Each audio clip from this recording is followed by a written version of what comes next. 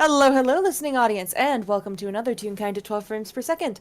I am your humble host with the most. I am your Whirlwindgale, and I am joined today by my dearest, darlingest, most delightful friend. Say hello, Oatmeal. Hi, I'm Oatmeal. I'll be playing the professor today. And I, to no one's surprise, will be playing Yuura Audienz. You got a one-day break from him, and now we're back. Um, but yeah, we are back at it again. Yeah. With Shenanigans. Hey Oatmeal, why don't you let us know what the professor is up to? Oh, like in general? Yeah, just what's he doing today? Let's see. Well, he probably just recently came back from a trip he took with Jubilee. Um, uh, Something like that. Um, but what is he doing? Um, I don't know. Would he be in the ellipsis? Would he be in the house? Uh, I don't know. Which one of these? Where are you, old man? All right, in the ellipsis. Um, That's nuts. he's probably. Uh, yeah, I can think of something he'd be doing. He's probably working on updating the ellipsis's maps with some new data he got while he was out in space. Um, Space. yeah. Sorry, I had to make the joke. Space. Um, but yeah, hell yeah. Updating maps, very fun. Um, but yeah. I guess the easiest way to do this would probably be um Professor has some means of receiving texts within the ellipsis, Oh, correct? yes. Yes. Okay, so there is a notification ping. Um, yep, he goes to check um, the screen that he has the chat on, and yeah, looks to see who sent him a message. There is a private message from one Yoda audience uh that says roughly, "Good news, smiley face. I am feeling better. Yay." And then about an hour later, "Bad news! How do I not magic?" Oh my gosh. Um, yeah, that's good. That gets the professor out of the ellipsis. Um, I never clarified where its spot within the house is, but he comes out from the ellipsis and goes towards Yura's room. Mm-hmm. Knocks on the door. Um, yeah, and uh there is the customary sounds that have finally come back of Yura kind of tripping over some stuff before he gets to the door. 'Cause he's feeling better, which means he's not being as careful, especially because, oh god, what the fuck is going on? Um, and there's like, the door gets opened a crack as he peeks out and is just like, "Oh, okay, hi, you're here. Hmm. Help!" Sure. What seems to be going on? Um, and Yoda will open the door a little bit and will, um, raise one of his hands and just sort of move it loosely through the air. Mm. Uh, And it is followed by a trail of glittering dust and sparkles Oh. in a bright, neon-ish seafoam green. Ooh. It's not supposed to do that! Or at Huh. least I don't think it's supposed to do that. I'm not doing this on purpose. Oh, alright. Well, it just looks like magic to me. Um, I'm not supposed to have magic, Professor.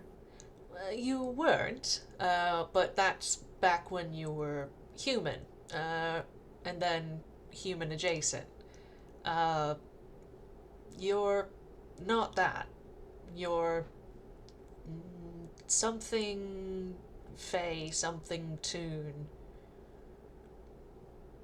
I He, don't want to think about that right now. alright, but what it means is you've got some innate magic at least.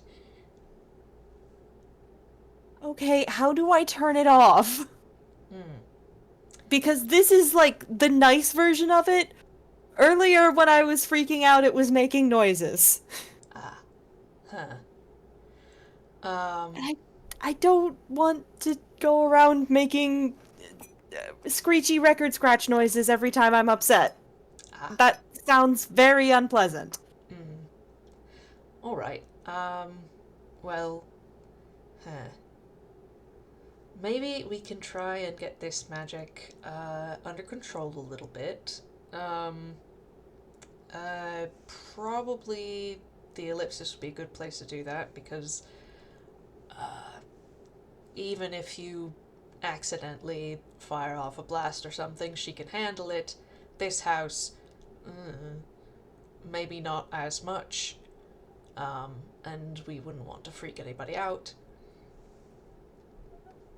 Um, Yuna is just nodding very rapidly and looks a little bit scared at the idea of, oh, right, I could cause property damage. That would be bad. uh, but for now, why don't you just, to try to get that under control, just take a few deep breaths and calm down and think about how your hand normally looks and doesn't have sparkles coming off of it. Okay. Okay, sure. Yep, I very normal, very much normal. I'm good. I'm fine. I'm chill. Everything's fine. And he just shoves his hands into the pockets of his hoodie, Mm-hmm. just very much trying to ignore it. Uh-huh. He is very visibly flustered by all this. Uh-huh. Hey, it's all right. You're not the first person to suddenly come into magic. I figured I wasn't. That's not what's got me. He like lets his head kind of fall and just I've used magic before, but it's always been very intentional. Hmm. This keeps happening on accident. Hmm. And I don't want to, like, accidentally, I don't know, turn someone into a frog or something.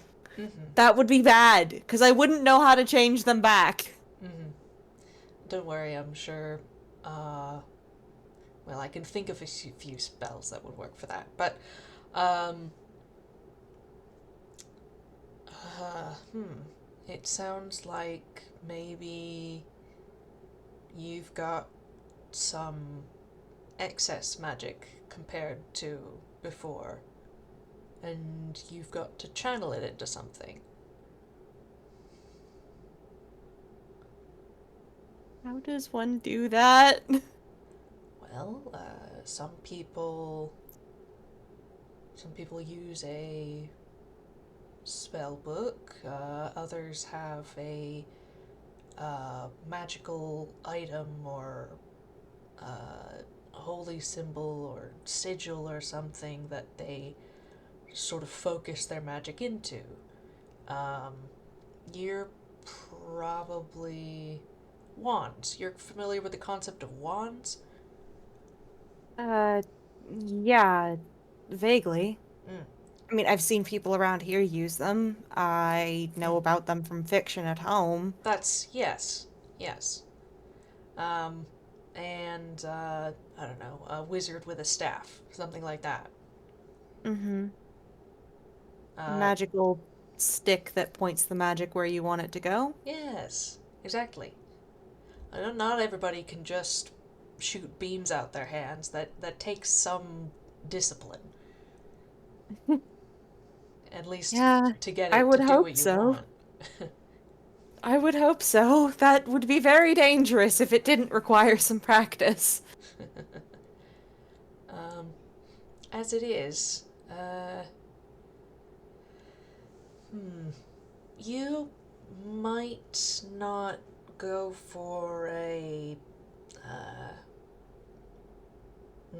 wand or amulet or something. Instead, since you're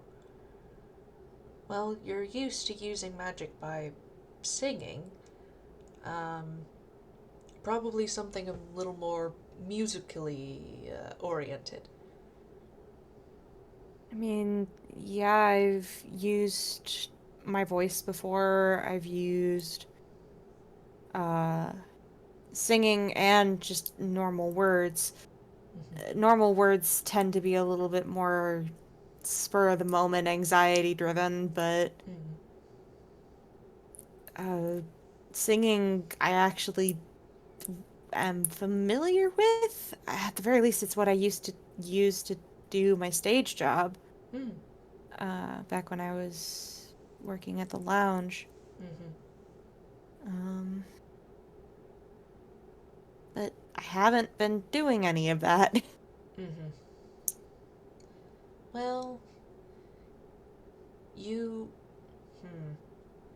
I imagine your system has been rather focused on uh, reconstruction, healing. Yeah, that would track. Let's take a look at those hands again. Um, he very carefully pulls his hands out of his pockets. Um, he has calmed down enough that there are no sparkles this time. Mm-hmm. There we go. Very good. Yay! All right. Why don't you come along? We'll go into the ellipsis, where we can be a little more experimental, a little more loose. Okay, All right. I'll follow your lead. Mm-hmm. He will lead Yuura around to whatever part of the house the ellipsis is supposed to be parked in. Again, I do need to figure out where that is exactly. Um, The ellipsis is just parked in some broom closet somewhere. Maybe. It's probably in a corner or alcove or something. But hey, inside this house is a full sized uh, red British looking phone box.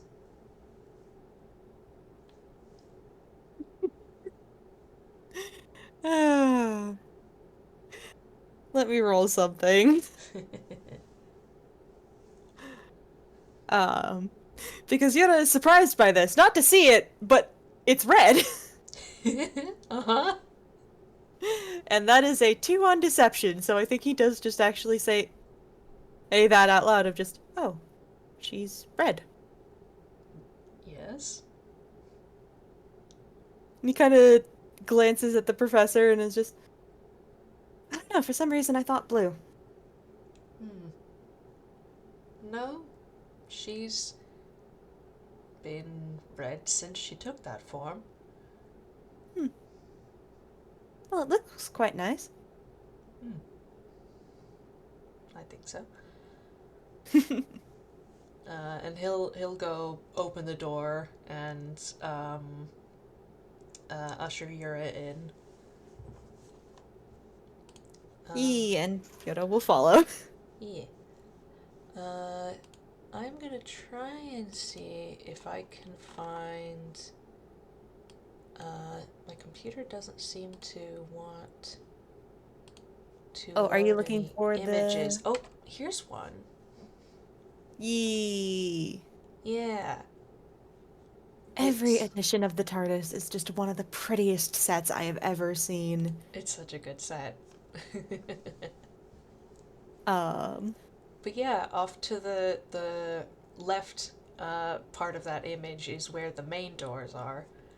Um, mhm. so yeah, he would walk in. There's some like columns and walls with uh, hexagonal sort of lit up panels, Mhm. and a sort of mushroom shaped console in the center. Um, and he does uh pause a minute once he's, past the doorway enough for Professor to get through Mm-hmm. and just looks around very starry-eyed. And the first words out of his mouth are just, "Oh, you are lovely."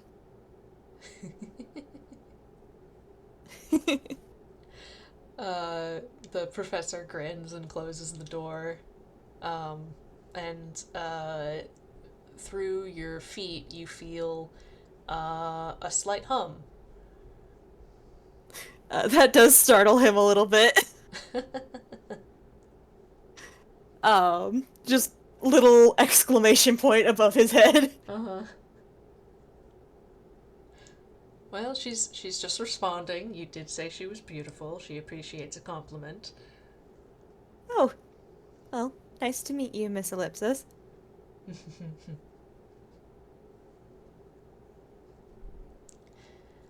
Oh, actually, let's see. Yeah, no, I guess I don't need to roll anything. The ellipsis has a habit of casting detect thoughts on people who come inside. Okay. Do Um, I have to roll anything for that? nope, because she's only looking at surface thoughts. Um, I can roll zone spell. Uh, oop,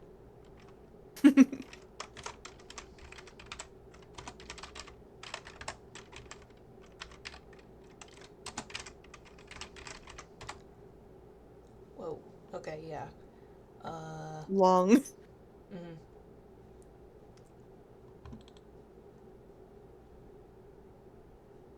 Mm, mhm, mhm.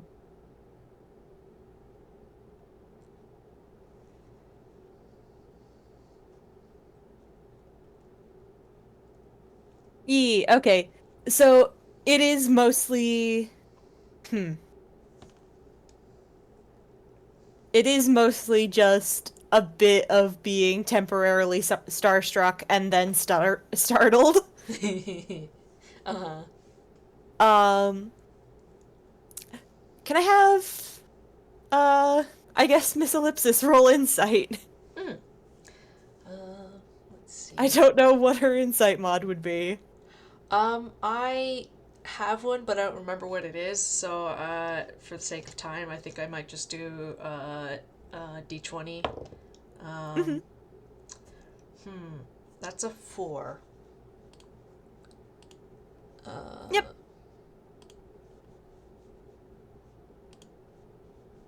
Hmm? that's without any modifiers. It's a 4. Um, Gotcha. yeah. If you want to roll again, I would allow advantage given you've got the spell active, but That's true. Yeah. A 3. Okay, cool. Um, Let me real quick see if I gave her a insight. Okay. I You're just realized the component material for detect thoughts is 1 copper piece. It is literally a penny for your thoughts. Uh-huh, uh-huh, uh-huh. That is awful. I love it. A lot of them are like that. Okay, I didn't give you. Okay, 4 plus 9, so that's a 13. Okay, a 13. Um, She doesn't have I won't proficiency, but yeah. Okay. I won't give the exact context, Mm-hmm. but that sense of being starstruck comes with a little bit of familiarity. Mm-hmm. Mm-hmm. Notably, he was not surprised by the professor having a telephone box, Mm-hmm. or by that telephone box being parked in the middle of a house, Mm-hmm. or by said telephone box being bigger on the inside, or Mm-hmm. being sentient. None of the things that would usually, twig someone as strange, are things that have startled him. Uh-huh. Uh-huh. He was mostly just startled by, oh, sudden sensation underneath my feet. Okay, that's something. Mm-hmm. Um, but there is a sense of wonder there that comes from being starstruck and knowing at least partially what you're looking at. Mm-hmm. Interesting. Interesting. Well, the ellipsis knows that now. Shh.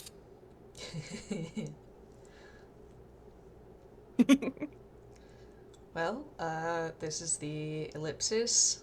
Um, and, well, this is the console room, rather. Uh, but we could probably find some other room to do magic in. Mm-hmm. Um, hmm, not the I library. Uh, No, I wouldn't want to hurt your books. hmm, um, not the. Uh, Probably not the kitchen. Um, hmm. I don't know. Mm, Maybe the gymnasium? That sounds like it would work. At the very least, back in the mirror, that's where people typically did that kind of thing. Sparring matches, target practice. That was usually done in the gym area. Hmm. Alright. He's going to confidently lead Yuura through the interior doors, which slide open, Mm-hmm. down a corridor of that same sort of uh, glowy hexagonal wall pattern. Um, Mm-hmm. down some well lit corridors, past a bunch of different doors, and eventually to one that leads to a humongous room um, with a set of like gymnastics equipment uh, out. And say, what's your passive perception? My passive. Let me see. Passive perception is a 17.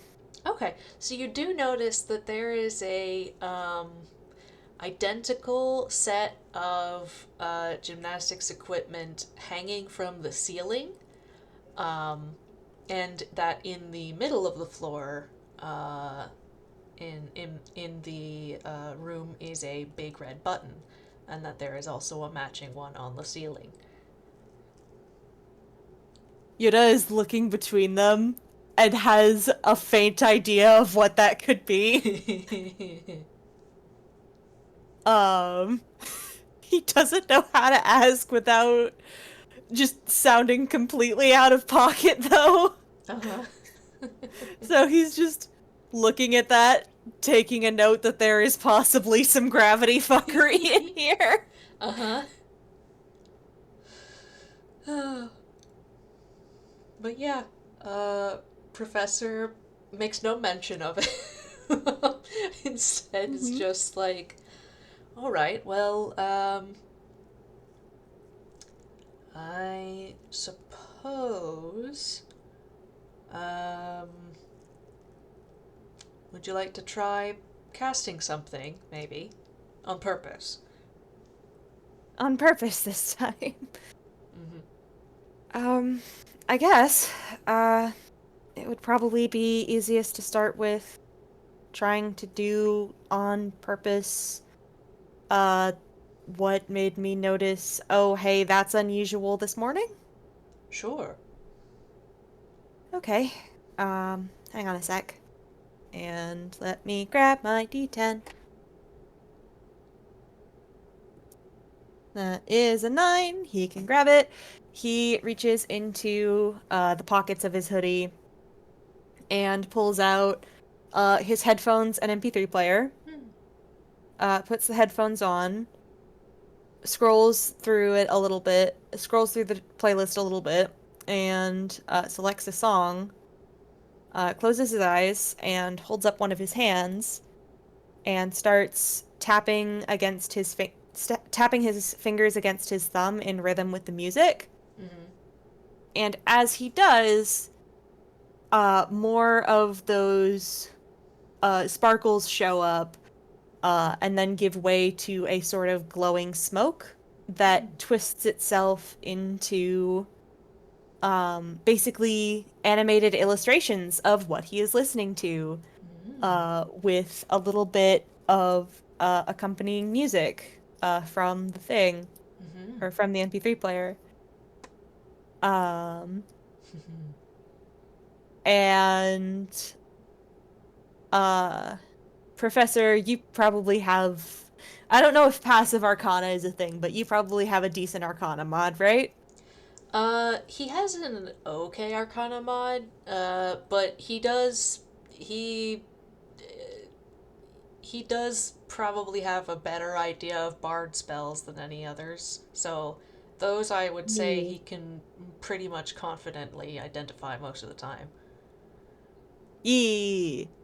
Um, so yeah, he would be able to identify this as minor illusion. Mm-hmm. Oh, okay. So you were doing that, and it happened, and not happened before. So No. He kind of opens one eye and looks at it and hums. It's kind of like what I used to do for the lounge, but that was just the result of he waves the hand he's not using to, control the illusion mm-hmm. through the air. Um, that was just the result of, from what I was told, magical runoff from using old trade but not using the right words. Mm. This is not that, I assume. I don't think so. I mean, you're not singing old trade right now, and mm. Instead, it seems that you've well,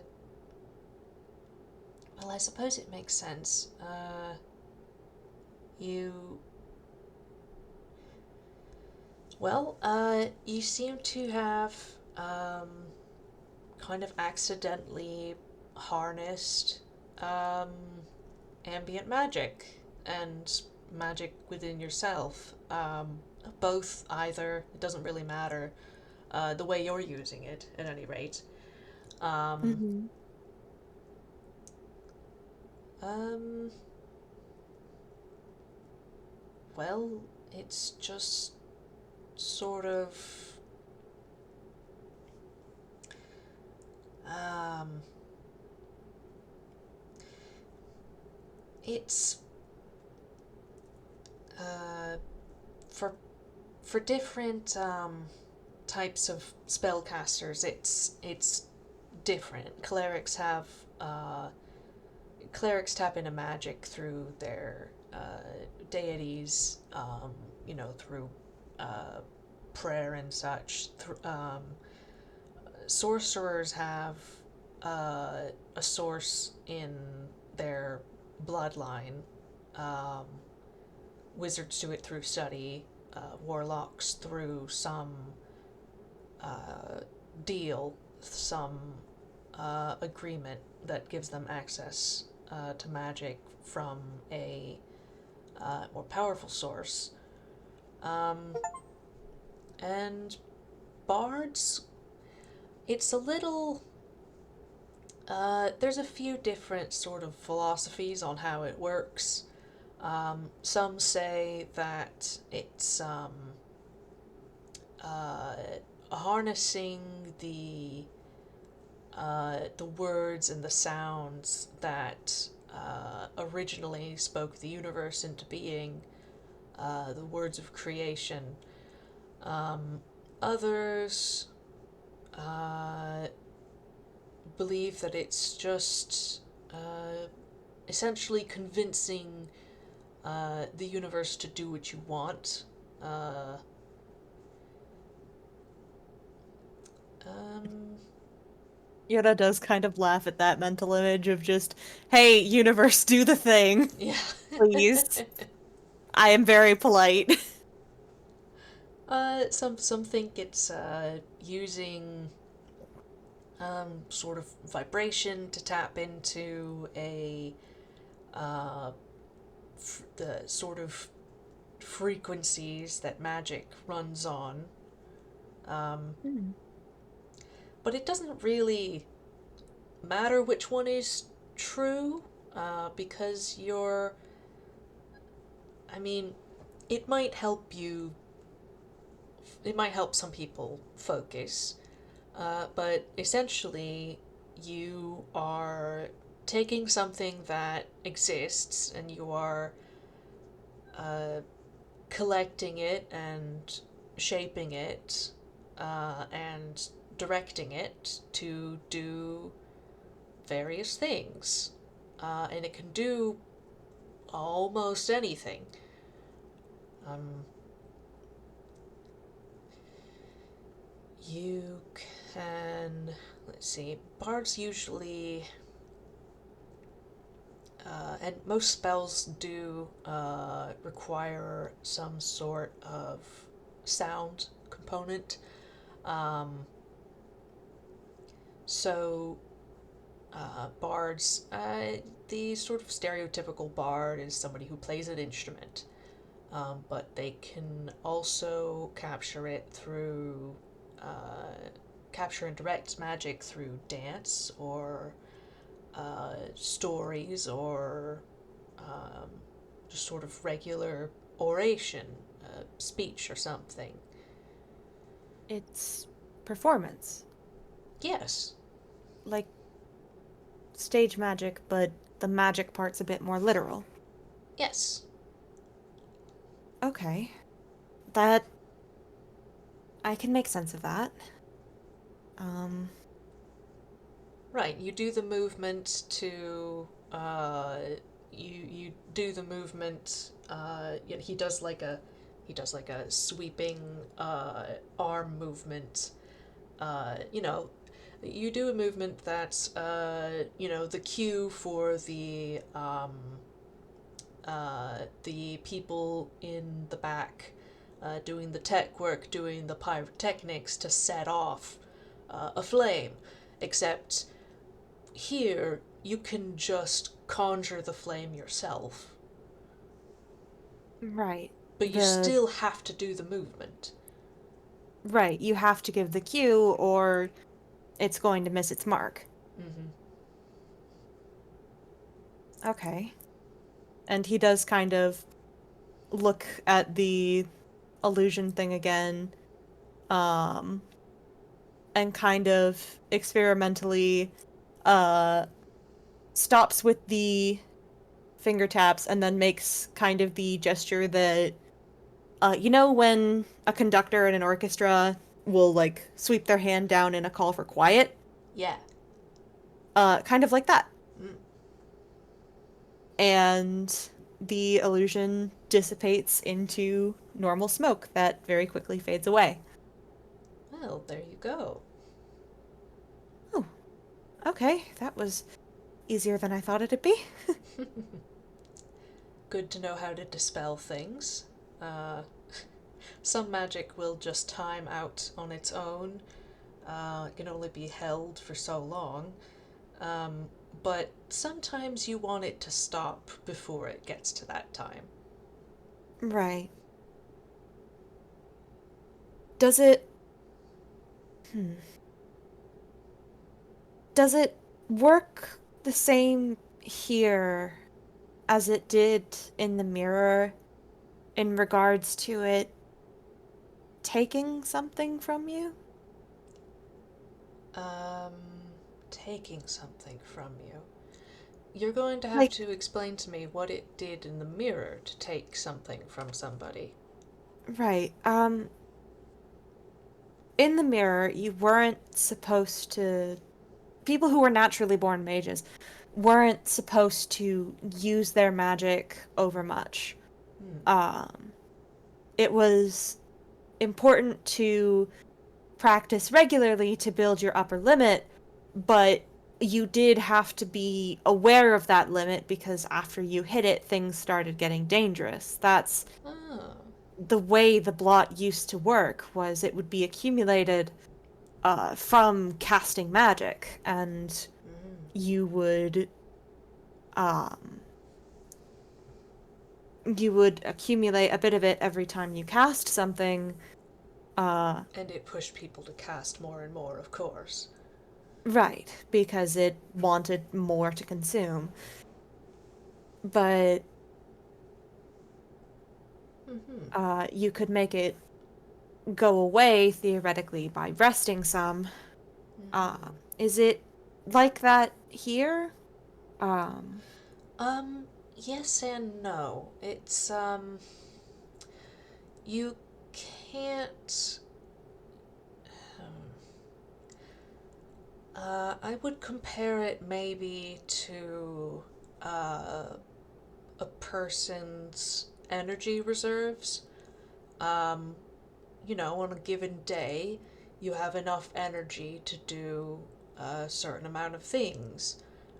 You might do one really difficult thing, say run a marathon, um, or you might do a dozen smaller things, simple around the house tasks, something, you know, something simple, something mundane.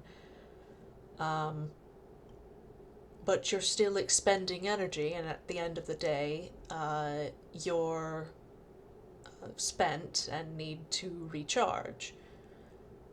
Um, okay.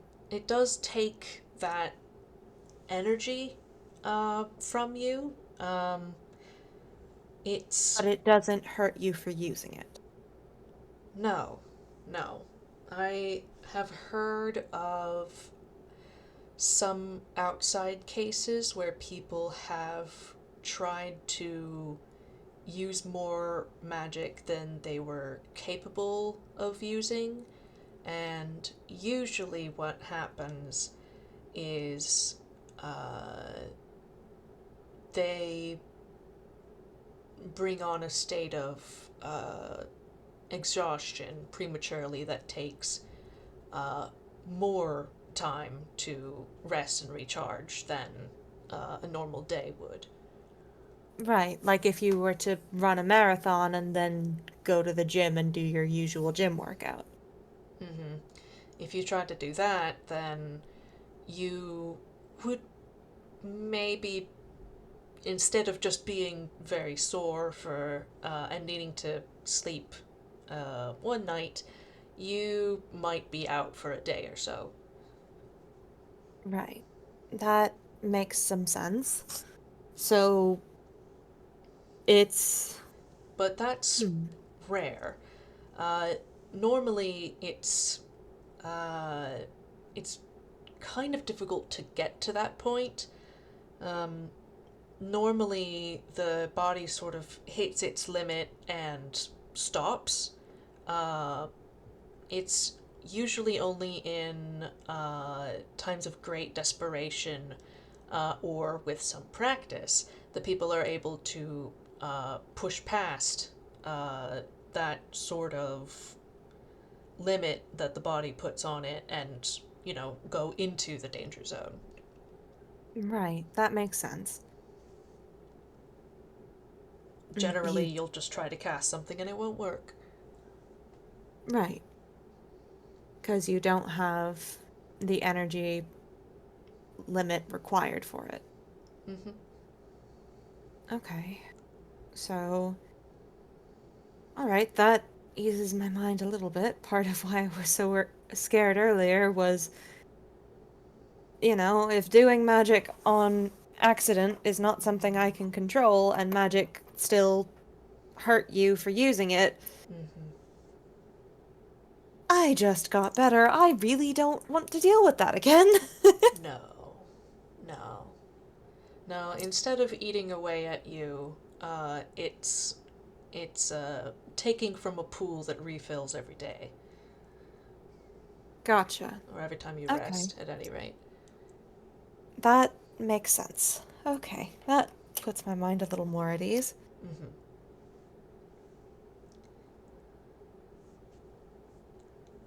Okay.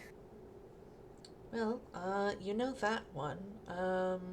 Oh, which, let's see, most people would call that minor illusion. Minor illusion. Mm-hmm. Okay.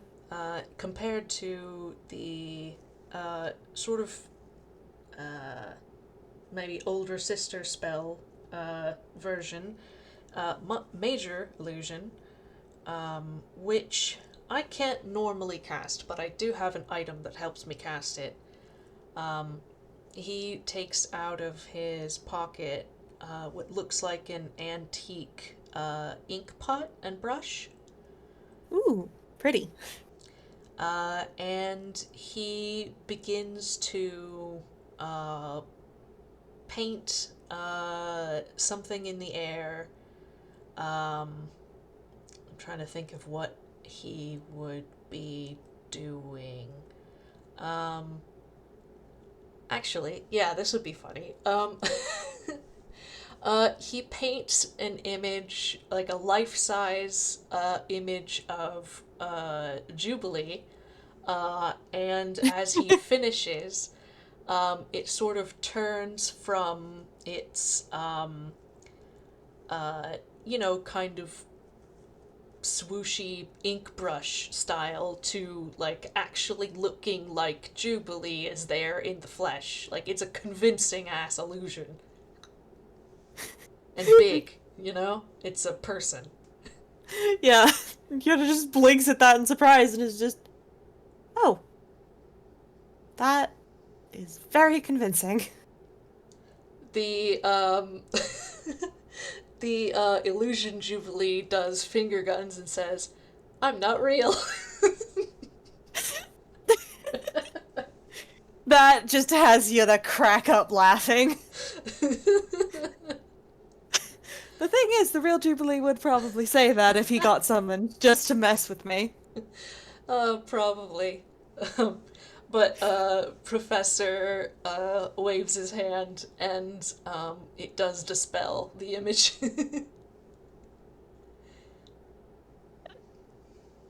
That's amazing.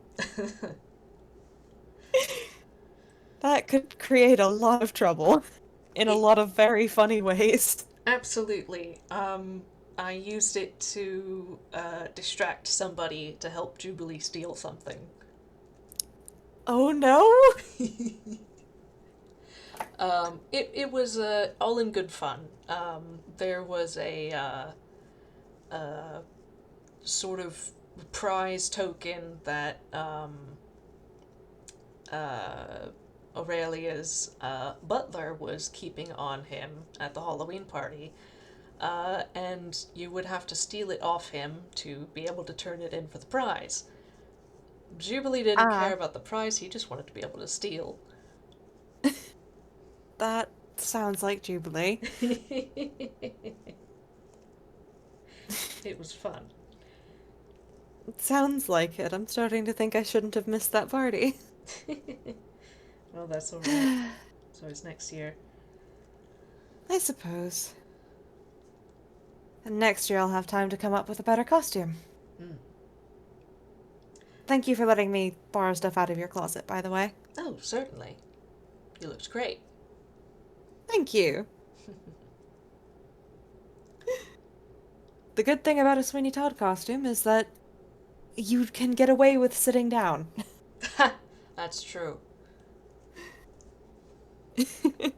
He grins. I'm Sorry, every time he brings up a Earth media thing, my brain goes to now if I were to make the Darth like XP name for it, and like the answer I came up with was Teeny Swad. I mean, there is an Einquell XP version of Sweeney Todd. Oh my god. I think I saw something about it a while ago. You're probably right. I think it's called Swanee Todd in Oh my Einquell, gosh. and Man. I think the main character is meant to be like a Ducktoon or something. Oh, that is funny. Um, Man. but regardless, the reference is secured. Regardless, yeah. Oh.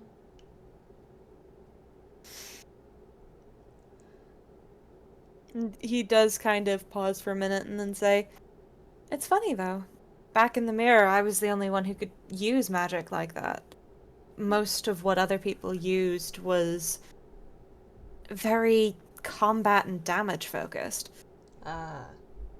That or it would be healing focused. You didn't usually see people Do get for using entertainment. spells for that kind of thing. Mm-hmm. No. Uh, it wasn't that they couldn't, it was that It wasn't thought of as being worth the time and effort put into it. not even that. It's more like it just wasn't taught to be something that people would think of. Mm. Because everyone always reacted with, such. He does the dramatic hands gesture. Wow, very impressive, very unusual. Never seen something like that before. Whenever I would do Mm. my illusions at the lounge, um, Strange. even though illusion magic did exist, Mm-hmm. it's just people were more interested in using it to mess with each other. No one seemed to think to use it for entertainment, and Mm. no one seemed to have the control I did. I thought that might just be because I used Old Trade, which is older and stronger than the magic they had there. Mm. Maybe. It could also be an attitude thing. Um, Entirely possible. He wrinkles his nose at that. the difference between a war mage and a bard. Um, one is going to Mhm. use illusions to distract the enemy. The other is going to use them to make people laugh. And then sometimes they'll switch roles, but when you get into a fight, sometimes you gotta do what you gotta do. Yeah, trust me, I'm very aware of that. He scratches at the back of his neck, Yeah. Well, but let's see. Minor illusion. Um, that is. If the player can find the spell. it's a Um, cantrip. cantrip. Okay, yep. I was trying to figure out what level it was. Um, Yeah, I have the bard spell list pulled up because, oh, fun hell yeah. fact, I still haven't picked Yuura spells. That's fair. So I might wind up doing a couple of those in this FPS if there's any you can think of that Prof would try and teach. Oh, hell yeah. Um, let's see. Let me pull up the list too so I can go off of it.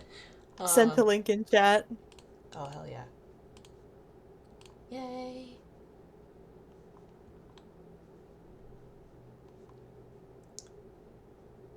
Okay, yeah. Cool. Bard. Forgot there were so many damn spells. Bards are very talented. Quite. There is a reason it's such a popular class. Oh, yeah. Yeah. Alright, so a spell like the one you just cast is actually known as a cantrip. It takes so little energy compared to other spells that you can effectively cast it as many times as you want and not really deplete your energy reserves.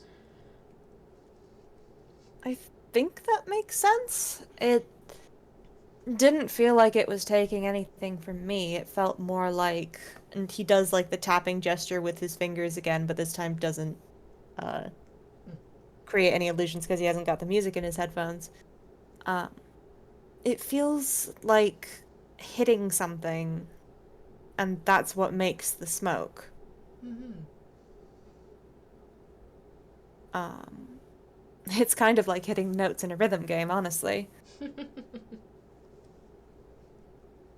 Well, that sounds appropriate. Well, Um, uh, hmm. Is there anything else that you uh, cast earlier and want to try to figure out? What about that sparkly one? I have an idea what that might be. um,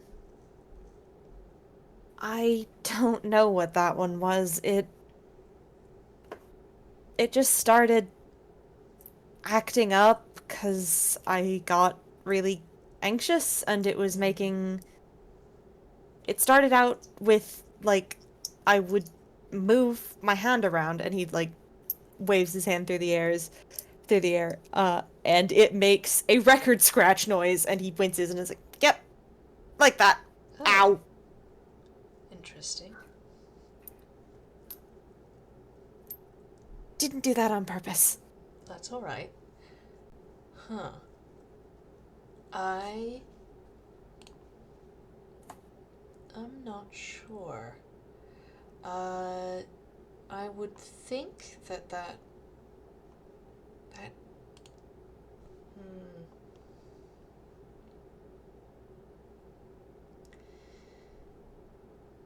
hmm, I would think maybe something like thaumaturgy. That's good for noise, but I don't. Uh, bards don't usually learn that one. It's um, it's a little more difficult unless you actually make an effort. Hmm. Well, I haven't been intentionally trying to learn something. Hmm. The sparkles, I thought maybe prestidigitation, although it could just as easily be minor illusion, just making a different illusion. Hmm. It doesn't feel quite the same. And he kind of frowns. And this is me out of character saying, it is prestidigitation. Ah, Uh, the noises and the sparkles are, or the noises are part of the harmless sensory effect. Uh, it doesn't actually cause damage. It just hurts Yoda's ears. okay. Um, so the instantaneous harmless sensory effect here would be a record scratch noise. Got it. Okay, it does say. Okay, I get it. Got it. Yeah, I see it now. Yeah. Well, I guess prestidigitation could uh, conjure something like that. Well, that's a useful spell to have. Very versatile. You can do a few things. Um,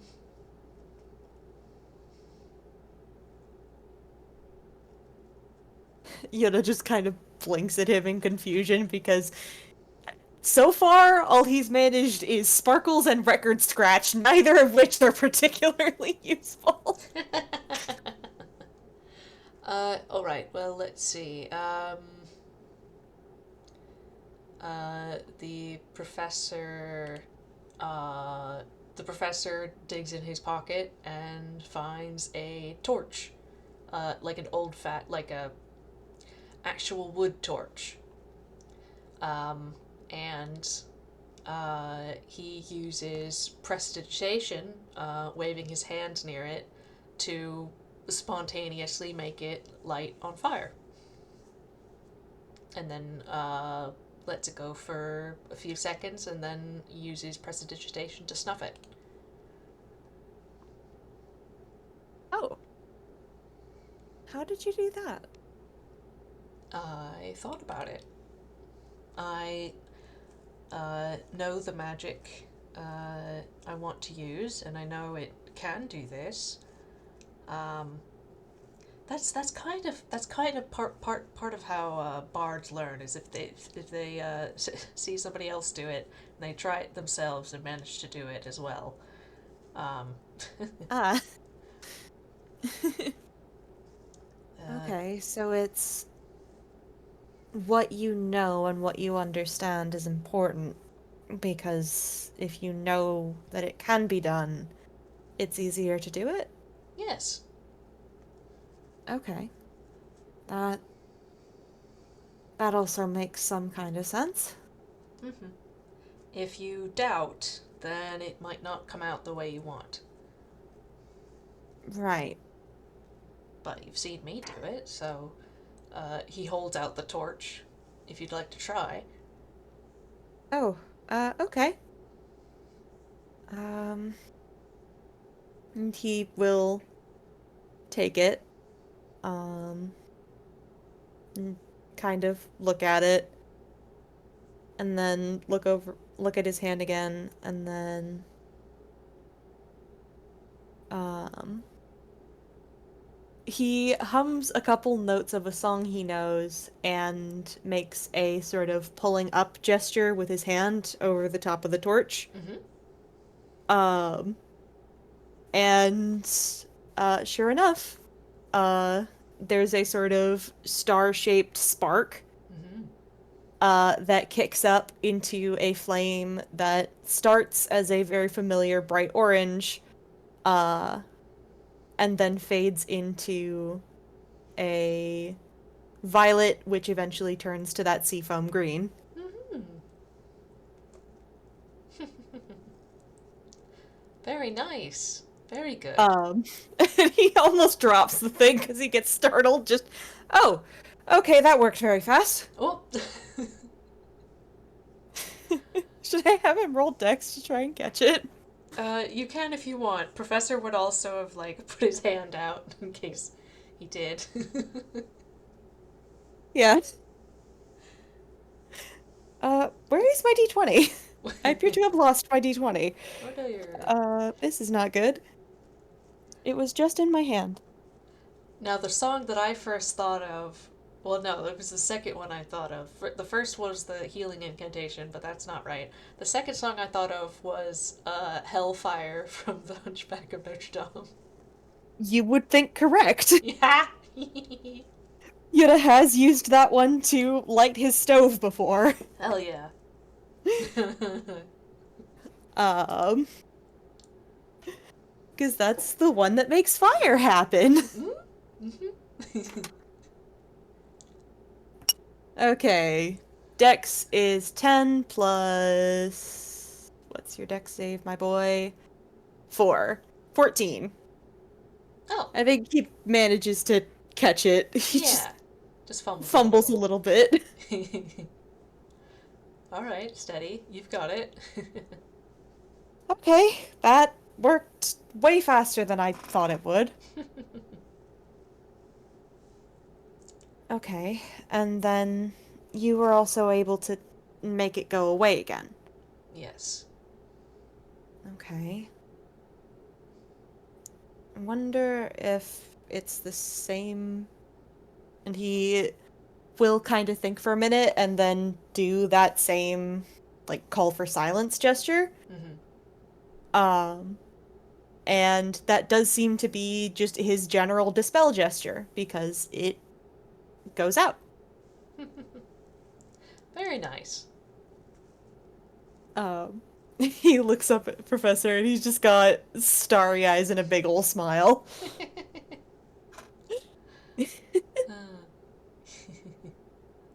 See now, if you ever get caught in the wilderness, you don't even need to find a stone and flint. That would have been really, really useful back during survival camp. Hmm. Ugh, I spent hours trying to teach those yahoos how to light a fire without using a full fireball. Ah, yes, fireball. A favorite spell of wizards here as well. Ugh. He like wrinkles his nose. Don't like it. It's big. It's very big, and it's honestly like per uh uh per the amount of magic it uses, it does some of the most damage out of similar spells. Well, that's probably why it's popular. Exactly. Well, prestidigitation can also be used to warm and chill drinks. That's always good. He does kind of laugh at that. Just, and there's one that would have been useful working the bar. It can also, uh, There's more? yeah. It's maybe one of the most, maybe one of the most versatile spells. Um, It does seem exceedingly practical. it might be more accurate to say that prestidigitation is a catch-all name for a number of small magical effects that can be produced with very little energy, with a similar technique. But uh, let's see. Um, it can be used to clean things, but not very much at a time. He takes the torch and making sure that it's cooled down. Uh, he takes a piece of charcoal from the end and draws a line on his white shirt of charcoal. Yoda does just make a slightly distressed noise at that because, oh god, that's gonna be a bitch to get out. Uh huh. And he does it like it's a long line, like from the top to the bottom. So he then makes a show of casting prestidigitation, but it only in a sort of like if you had like your eraser set to airbrush, it only affects like about a foot Mm-hmm. of the stripe when he Mm-hmm. casts it, and there's still you know two marks on either end. Um, Mm-hmm. but in the middle, it's clean, like there was no charcoal there. So this is one where it's going to take you uh, a bit longer if you want to just clean with magic, but it is good for small messes. And then he Mm-hmm. does take an extra 2 seconds to cast again and cast another time to actually clean up the whole thing.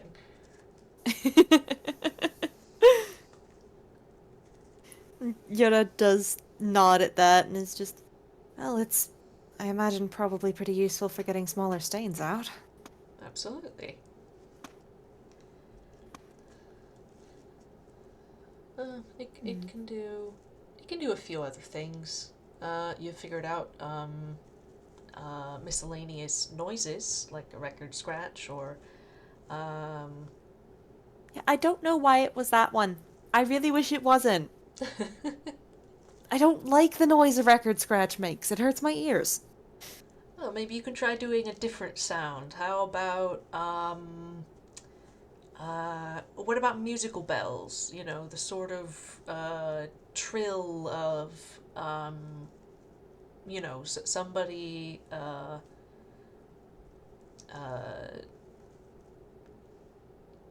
words. Um,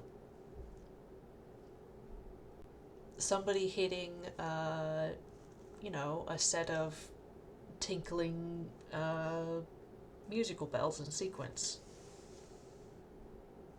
Um, or a harp. okay. Okay. I could probably try that. Uh, bells. What do bells sound like? And he, like, closes his eyes and tries to think about it for a second.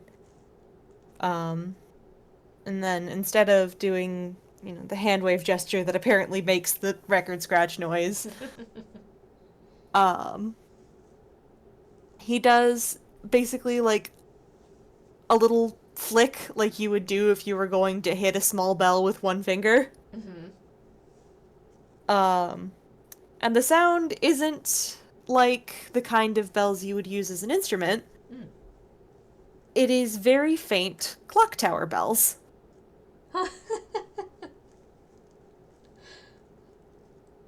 The professor does kind of tilt his head, like, well, that's curious.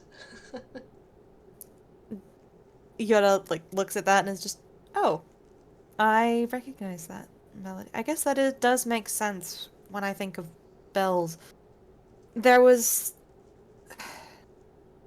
those come from a place I visited. Uh, Hmm. Noble Bell College. Ah. We went there for their masquerade festival as a field trip, Ah. and they rang their city bells every hour. Oh, that's nice. Mm-hmm. You could hear them for miles, but unless you were real close up, they didn't hurt. Hmm. And they were really pretty. Very nice. I got photos from that place. I should show them at some point. Hmm. Yes. Well, we've messed around with cantrips a bit. How about something a little more challenging? Okay. Um, let's see. Uh, let's see. For things I want to teach you, well, I don't know a lot of combat spells to begin with, but I would rule most of those out anyway. Um, eh, it can be useful to know some, even if you don't use them generally, but that's Hmm. sort of up to the individual. I'd much rather have something I know how to use in my hands than magic when it comes to a fight. Hmm, that's fair. He kind of wrinkles his nose a bit. Um, oh, let's see. I think one that you would appreciate would be. Let's try something. Simple healing spell. One that doesn't involve draining a tree. And he does look up very excited at that. He likes being able to help people, man. Yeah. All right. This one is called Cure Wounds. And it does require that you be able to touch a person. It will go through things such as fabric, something like armor. It can be kind of hit or miss, but generally you'd need to just be able to, you know, get to within that distance. It's not going to work from an arm's length away. Right. So, something you use maybe after something has ended rather than in the middle of the action if you can't get close to the person. Yes, that would be the ideal. I find myself using it mid action regardless, some cases, because I don't have a ranged healing spell that people approve of me using. Um, Hmm?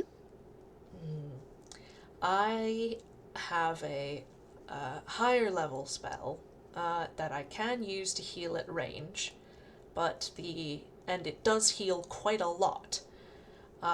The drawback is it heals quite a lot because in order to do that much healing, it actually draws from my own life energy. That's not good. Well, it's really useful, and since I can heal myself anyway with a spell like Cure Wounds, it's really economical. Okay, on one hand, I kind of get that. On the other hand, that that sounds like it would hurt. It does hurt. That's not good. I I don't want you know. to get hurt. I know. That's why I now only use it in desperate situations. I mean, I was already mostly only using it in desperate situations to begin with. I don't like being hurt either, but me and my party members are hanging from a window frame above a two-story drop, and there's a mad, uh, fiery half giant about to come bash our heads in. That's very Sometimes, specific. sometimes, uh, life transference is the spell you need so that your teammate doesn't die when he's hit. That sounds very specific. Mm, yeah, that's because it happened. I couldn't have guessed. uh, Someone clearly cursed you to live in interesting times. uh, mm.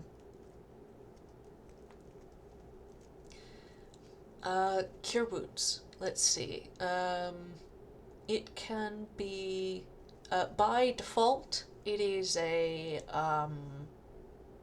a low level spell. It uses just a little more energy. Well, no, it uses a bit more. It uses quite a bit more energy than a cantrip, to be accurate. But in the scale of the energy that spells draw from you, it uses the least except for cantrips. Um, Mm. So, not enough that you can just cast it whenever you want, but enough that it's not a massive toll on you if you do use it. right. You can do it usually quite a few times. Um, but it is a spell that not all spells do this, mind. But it is one of the types of spells where you can purposefully put more energy, more effort into it, and enhance the effect, but at the cost Mm. of more energy. Right. Okay, that makes sense. You need the energy to give the cue to tell it where you want it to go. Mm-hmm. So that would be kind of like if it's not pulling from the person using it, then it would be pulling from ambient magic? Uh, Essentially. Okay, so you're filtering that through. You're filtering that into somebody else, and you're kind of the one telling it where to go. Mm-hmm. Okay. Healing can be construed a few different ways, but I like to think of it as uh,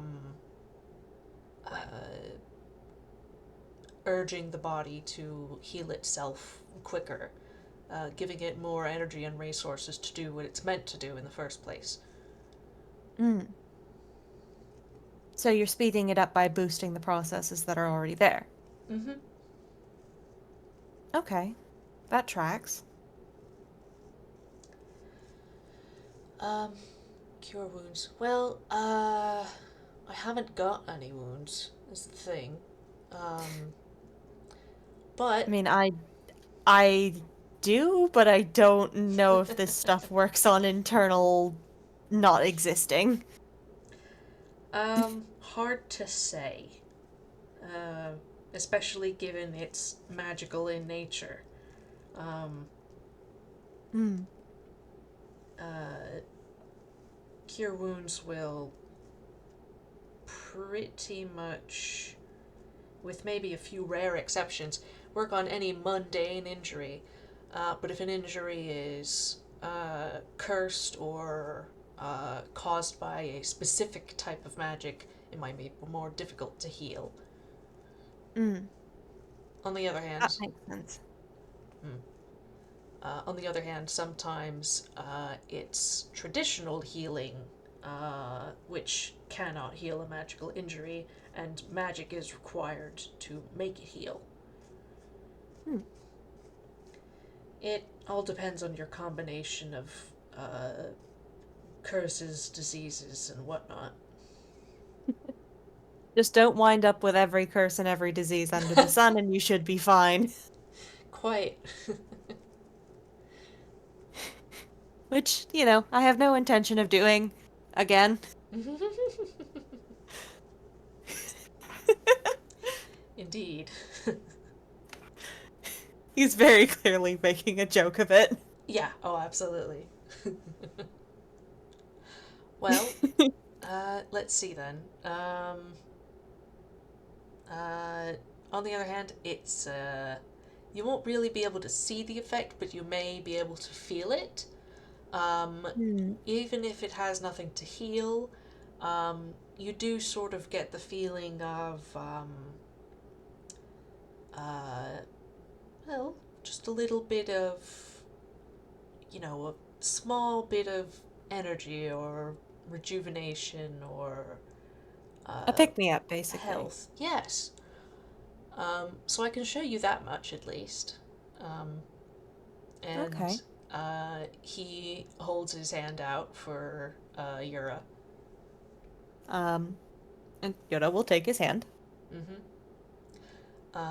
And with his other one, uh, he just kind of like shakes it out, and like along his palm is a faint orange glow, and he touches it against Yura's hand, and that glow kind of funnels into Yura's hand, and then uh, seems to dissipate or sink into Yura. It's not entirely clear. But yeah, he would feel a little bit of, you know, healing. And he does, like, do a full body shiver at that and is just, oh, tastes like orange soda.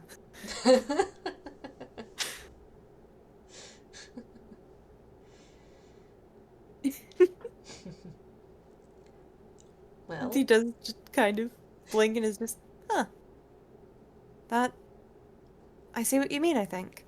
mm-hmm, mm-hmm.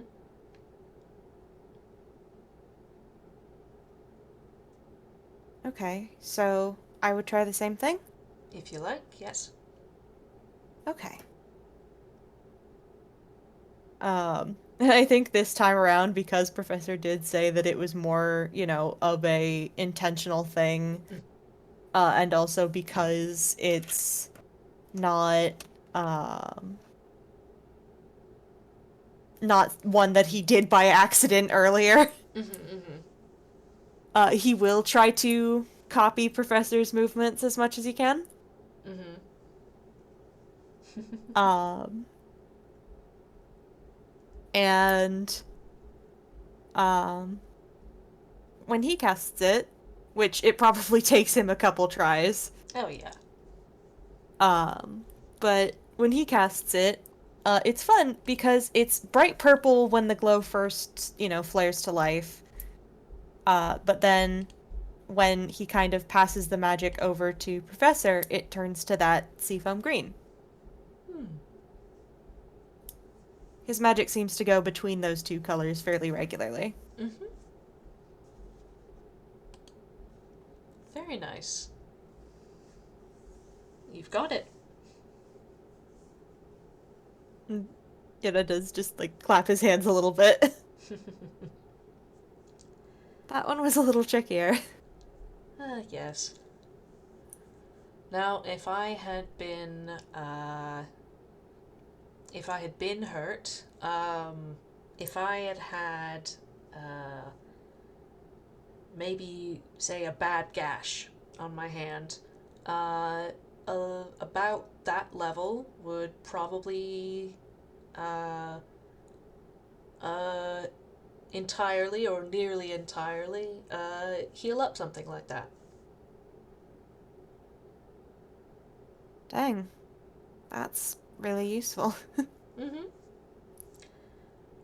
Something, uh, something bigger or a wound that's bigger or more complex would take a higher level of energy funneled through the spell Hmm. to, uh, well, to cure. Something for a paramedic then, not a surgeon. Uh, the spell.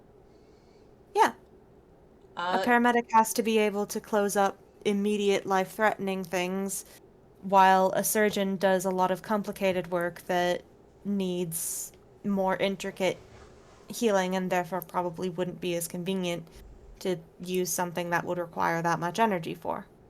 yes, I would say that's quite accurate. Yoda nods.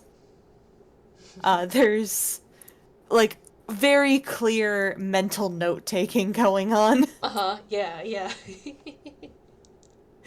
'Cause this is kind of how Yoda learns stuff, is he makes connections between ideas, Mm-hmm. that help him kind of line those ideas into place. Mm-hmm.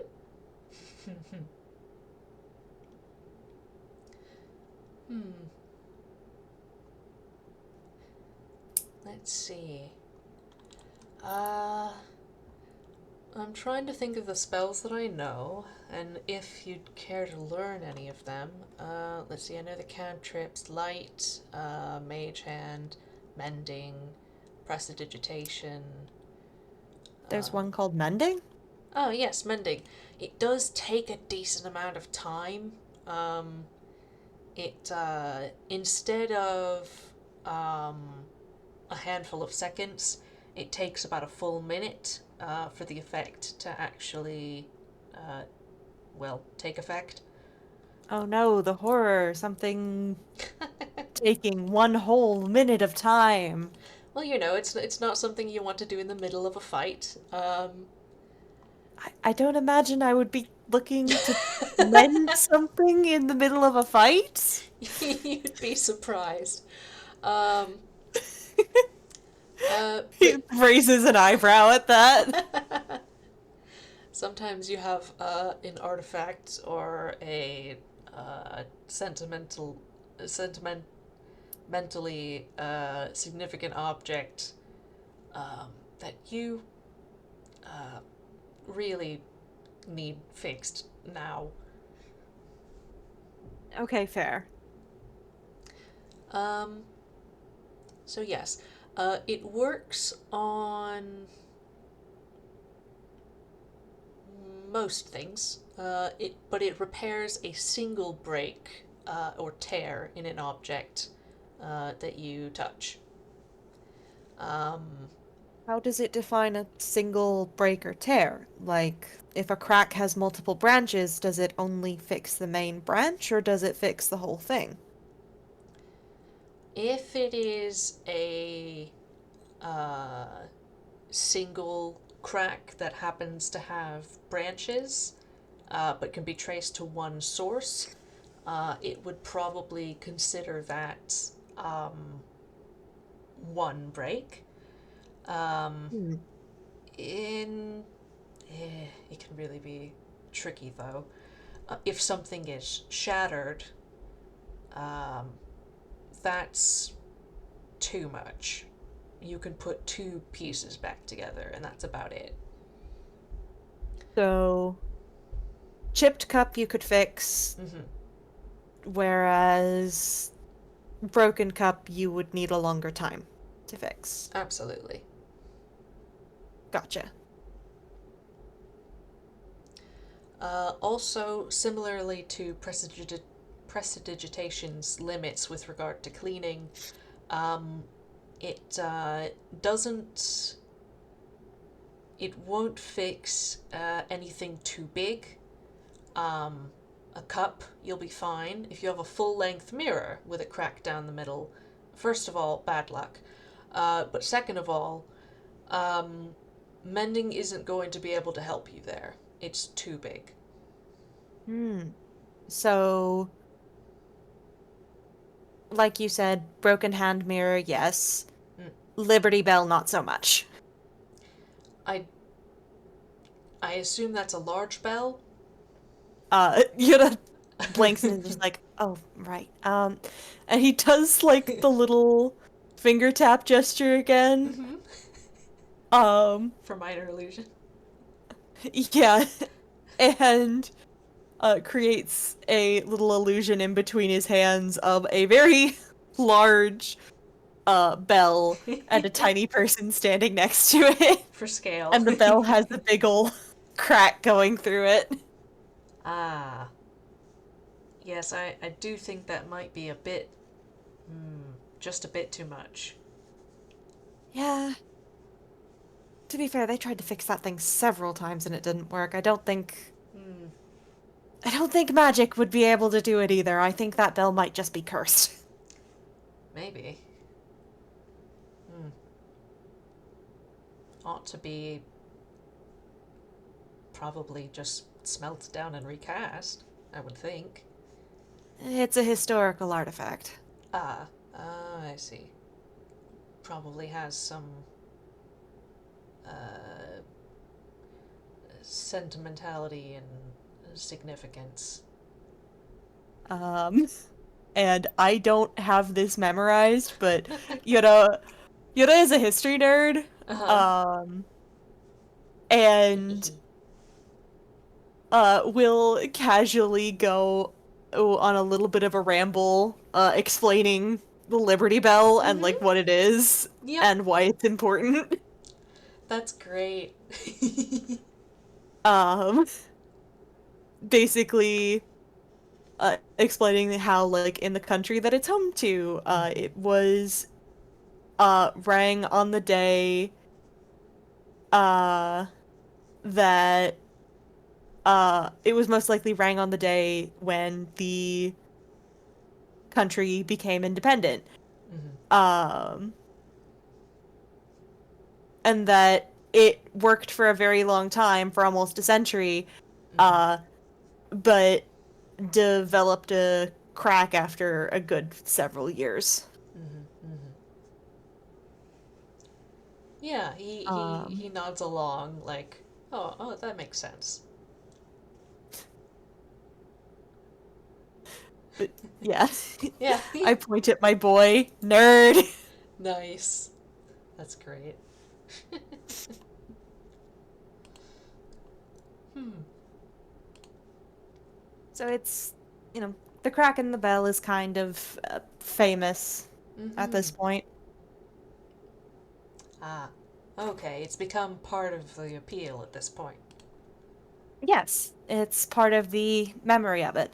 Mm-hmm. I do believe, actually, that they intentionally widened the crack way back when to make it be able to ring for longer.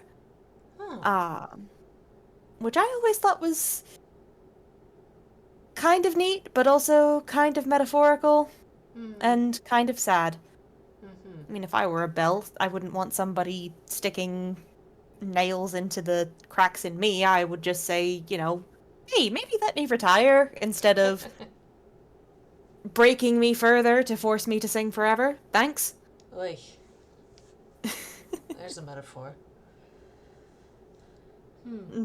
Yetta does a little finger guns at that. Mm-hmm. Um, probably accidental prestidigitation sparkles with the finger guns.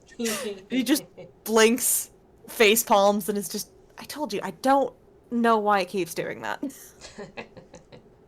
I'm not pulling it intentionally. Mm-hmm. Mm.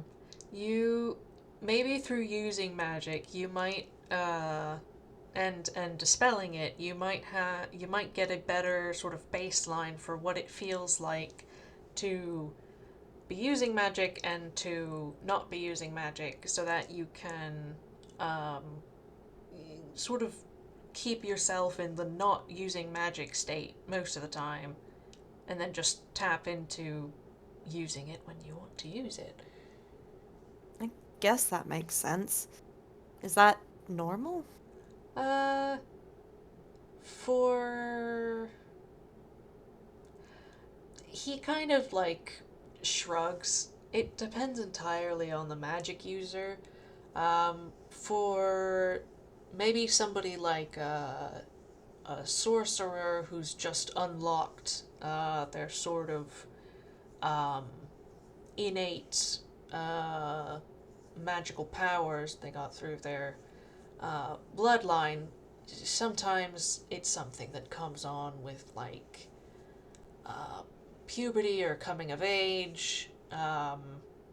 Instead of having it from birth, there's just suddenly a surge of energy, and it might take some practice for them to sort of tamp it down to a normal state um, where they're not, well, shooting off sparkles every time they move their hands.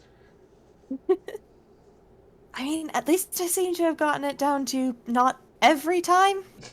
And he does just like hold up his hand in front of his face and wiggle his fingers at while squinting at it. Well, there you go. You're making progress. Yay! Hmm. Yes, mending. Oh, the one good thing about mending is, if you fix a chip in a mug, uh, the old-fashioned way, you'll still see the break. Hmm. Whereas with mending, um, if it's, small enough that it works, um, it will leave no trace at all. It'll be like it didn't happen. Yuta does pause and tilt his head at that and is just, what would happen if, like, you were to, say, chip something Hmm. and then, like, color, like, let's say it was made of ceramic. Hmm. If you were to use a marker and color the ceramic underneath and then put the chip back into place and cast mending, would it be like a tattoo for the ceramic? Hmm. Um, Maybe. I I think if I don't know how much of it would show through. Um, I suppose for something like glass, which would definitely show through, and if you colored it in, I am not sure. I I don't know. I'm so sorry for my boy. He asks weird questions Yeah, sometimes. no, that's okay. That might be a good question to ask a wizard. They tend to be a bit more learned on the sort of scholarly sides of things and have all the sort of nitty gritty outside cases of the spells figured out. Um, or He nods. or you could Like, try it. I could try it. See what happens. If I ever figure out how, I will let you know. He kind of blinks and says, Wizard, that would be like Minami or Crystal, right? Yes, yes, they're both wizards. Hmm. And kind of tilts his head. That's funny. I don't seem to do magic in anywhere near the same way. At the very least from well, what I could feel of their magic. Mm-hmm. It's different. Mm. They, wizards have learned to harness magic through study and discipline, and lots of practice and understanding the theory. Mm. They're Uh, on the far end of the knowing versus understanding scale. hmm, yes, where bards are a lot closer to the understanding bit. Uh, Mm. and honestly, only just that because, well, I mean, once you get enough, you can learn what makes it work, like I've done, but honestly, there are plenty of bards who are just kind of aping the actions of somebody else they saw do it a long time ago, and it's worked every time since then. So it's just an act. Don't fix what isn't broken. Sure. Or poke holes in your own arguments, I guess. Mm-hmm. He kind of tilts his head. It's kind of like how you don't necessarily need to know how an instrument works to know how to use it. Or Mm-hmm. you can be like me and not know how to use sheet music, but know how to play an instrument. Mm-hmm. Yes, there you Because you go. just memorize what makes what sounds. Mm-hmm. Mm-hmm. Absolutely. Okay. That Wizards are more likely to read off of a spell book, um, or keep one that they frequently uh, reference before they cast something. mm, gotta check their notes. Mm-hmm. Precisely. He nods. Kind of wrinkles his nose. Sounds like chemistry class. Ugh. Uh, I don't like chemistry. Chemistry, more like chemistry. I'd never had any idea what was going on. well, cooking is chemistry, you know. Cooking is different. You don't have to know all of the numbers for cooking. You can just kind of go off of, well, I know if I put this thing and this thing together, they taste good. Maybe if I want to change the taste, I'll add a little bit more of this spice and take out a little bit of this. But ultimately, I'm still going to be making something I know how to make. You can do that with chemistry if you're not a coward and don't mind being blown up. See, I don't mind being blown up, but my teachers very much minded if I blew up the classroom. I got in so much trouble one time when I sort of faked it till I made it when we were making fireworks in class. oh, Managed to do it, and then my teacher asked to see my notes because apparently I actually did pretty well. Um, ah, and I didn't have any. oh dear. I accidentally made the firework purple instead of blue. Oops. I still don't know how I did that. He just uh, looks embarrassed. well, that's alright. Hmm. I never have to step into a chemistry classroom again. It will be too soon. Although I imagine it's probably different here. Hmm. Uh, Probably different from the mirror. Different from my homeworld. Different from Earth. It's probably a bit different, but maybe not quite as well. Chemistry doesn't involve as much magic as you might imagine. It does in a world that has magic. It's Uh, it's still relatively mundane.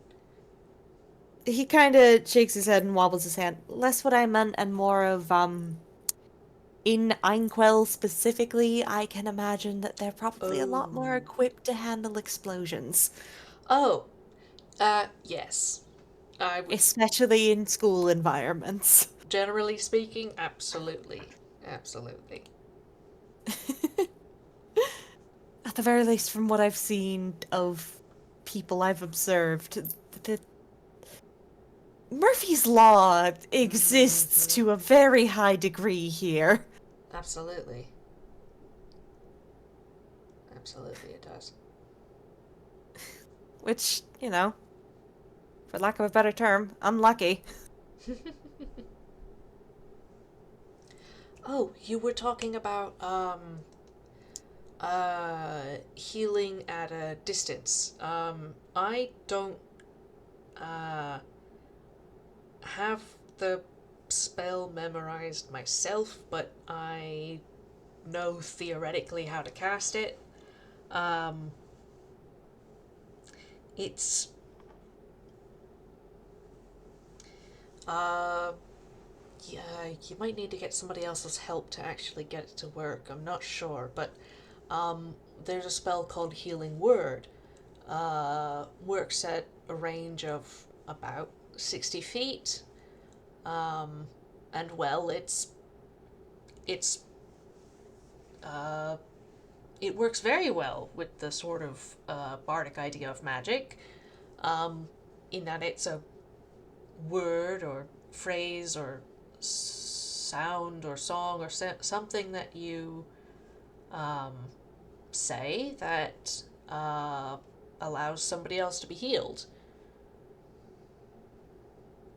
Um, hmm. He kind of blinks at that, um, and then says something in Old Trade. Uh huh. Uh, and Professor, you would feel the effects of Healing Word.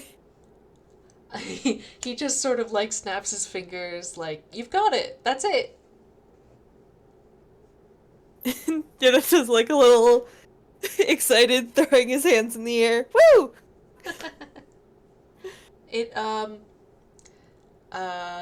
it's another lower level spell. You can cast it quicker than Cure Wounds. Um, and like I said, it does work at a distance. But the trade off is that it doesn't heal quite as much. Mm, But it's really good for uh, emergencies. really good for emergencies, absolutely, and for just helping somebody get uh, you know uh, a little bit of a boost if they're in trouble. Mm-hmm. Get them out of the danger zone. Exactly. He nods, and kind of laughs, and says, ironically, that's a lot like what the spell I asked you to help me modify does. Those are the words I used for it, anyway. Ah. The original version of the spell came from a song that was sung to a magic flower, but the flower didn't die to heal its user. It just had a lot of magic because it was made from the sun. Mm-hmm. So theoretically, the same idea works. You don't, you're not tapping into a limited force of energy, you're tapping into a near bottomless well. Mm-hmm. It's just a matter of how much sunshine can you hold before you get burned. Mm-hmm.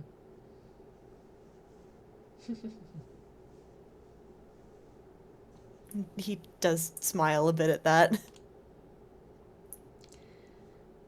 As much as he, never wanted magic, he doesn't seem to mind learning it. Yeah,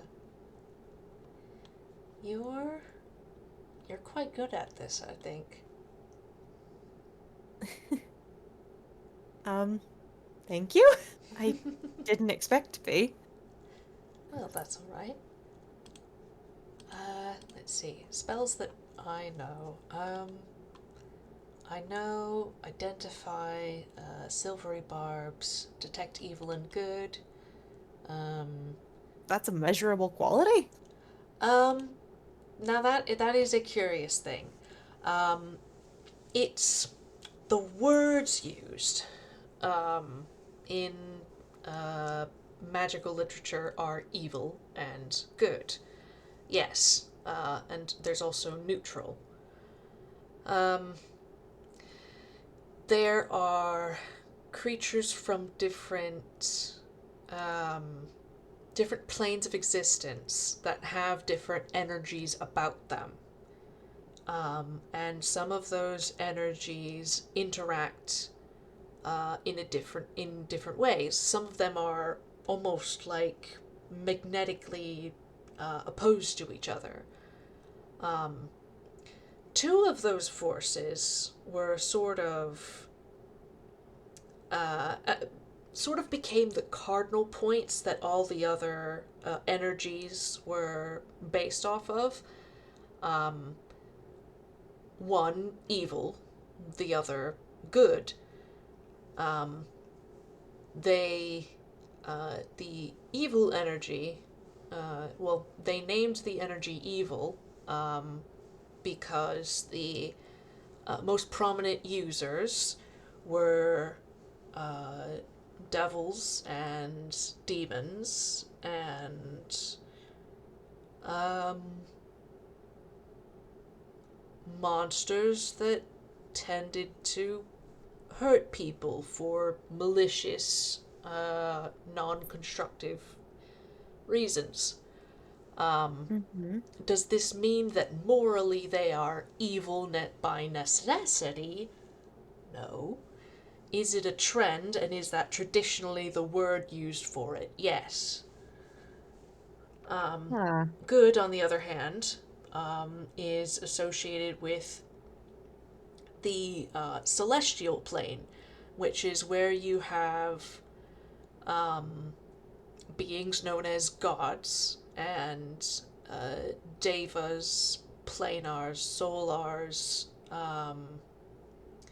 uh, angels, All the etc. light, bright, and airy sorts. Quite. They are considered um, good in a sort of uh, especially holy sense. Um, and then you've Seems like it would be less judgmentally charged to just call the spell something like detect light and darkness, but it would be, but unfortunately that's not really the idea that spread. hmm. He wrinkles his nose. That feels weird. It I don't like that. does. No, I don't particularly like it either. Particularly when I have to, I mean, when I have to describe the spell, I just say the name of the spell. But if I have to describe somebody as, um, well, let's see, other people might say uh, that person's that person is good, or that person is evil, or that person is neutral. When what they mean, they can mean that morally, and that can mean that in the sort of more magical sense. When they mean it in the more magical sense, you can use words like uh, alignment. They are um, to sort of couch the language a little bit while still communicating the idea. A Mhm. person has uh, a person is magically evil aligned, Hmm. perhaps, and that uh, sort of property of a person can allow them to interact with certain powerful, magically charged artifacts in different ways than somebody who is um, magically somebody who is aligned with good magic, somebody who is magically good aligned. It's messy, but Very. Especially since, I don't know, it feels very weird to stamp a moral label mm-hmm, onto something that comes from just where a person is from. Like, mm-hmm, I understand the idea of, like, yes, usually this kind of magic is used for evil or good actions, but quite. if it's just the magic that comes from a certain place, then it's not the place, it's not the magic itself that's good or evil, it's just Mm-hmm. the person using it. Are they being an asshole or are they being, not that? Mm-hmm. Mm-hmm. Yeah, no, they really should have come up with different, more neutral terms. Uh, phi and alpha magic, or light and dark, as you say, although those also have connotations. Um, uh, Smooth and crunchy. I don't. Does magic is peanut butter? Just something a little less judgy. Yeah, like, good and evil are moral terms. They don't have any place in descriptions because morality is relative. Mm-hmm. Well, Something that I would call evil, I've been in places where things that I would call evil are considered entirely commonplace. mm-hmm. I consider, exploiting people for labor evil, Mm-hmm. whereas someone I knew back in the mirror was considered a prodigy for his ability to do so, Mm-hmm. using magic. Mm-hmm. No one ever called him evil for it. They called him an asshole, Mm-hmm. but But not evil. There's a difference. exactly. Just like, my classmate who had the intrinsic power to sway large groups of people through basically mind control, Mm-hmm. that didn't make him evil, it just made him powerful. Mm-hmm. Even though I would consider that a very not good thing. Mm-hmm. Mm-hmm. Something probably closer to what evil should represent Mm-hmm. But than they thought of it. exactly. But that would be my definition of evil, not the mirror's definition of evil. Mm-hmm. I mean, hell, they idolized tyrants. And people Mm-hmm. that, from the stories I knew, were. He kind of shakes his head. Mm. It's never a good look when you have a place that quite literally puts on a pedestal a mad woman who ran around screaming, off with their heads, off with their heads, off with their heads. Hmm. Very Queen of Hearts. No, literally. Oh. They called her the Red Queen, but Mm. the Queen of Hearts was a historical figure there who Oh. uh ruled over her land and was lauded for her ability to bring structure and order through her tyranny and strictness. Uh, yeah, no, there's a great yeah, no. The mirror sure is um a good example of uh sort of Morality is relative. quite He kind of laughs. yeah. Well, like I said, it's sort of a historical use and traditional. It's so widespread that it, even when some people try to change it, it usually just ends up reverting again. Hmm. But perhaps sometime in the future people will get a little bit more progressive and Maybe. change it to something else. But for now, we're here and now. I mean, technically, names don't mean anything. You can refer to something as whatever you want to. You can. Absolutely. He just clearly makes a mental note. Like, as long as I know what this spell is supposed to do, Right. You could I call don't it. have to call it by the name that they gave it. Absolutely not. You can call it detect crunchy and smooth. Detect sweet or savory. Exactly.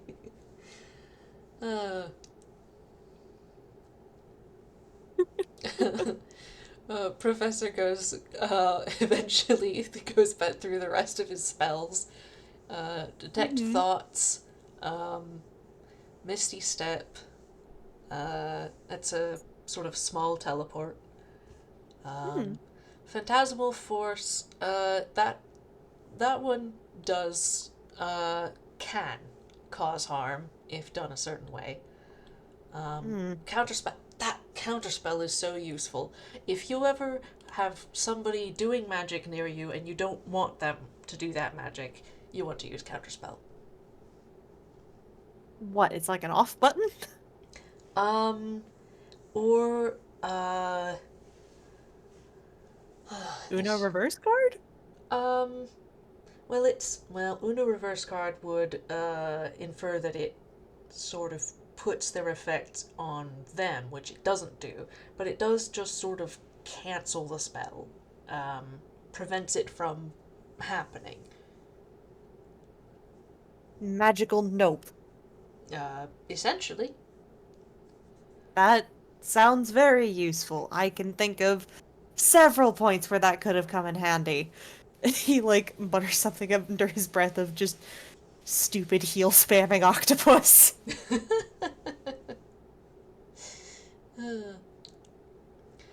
um, if you weren't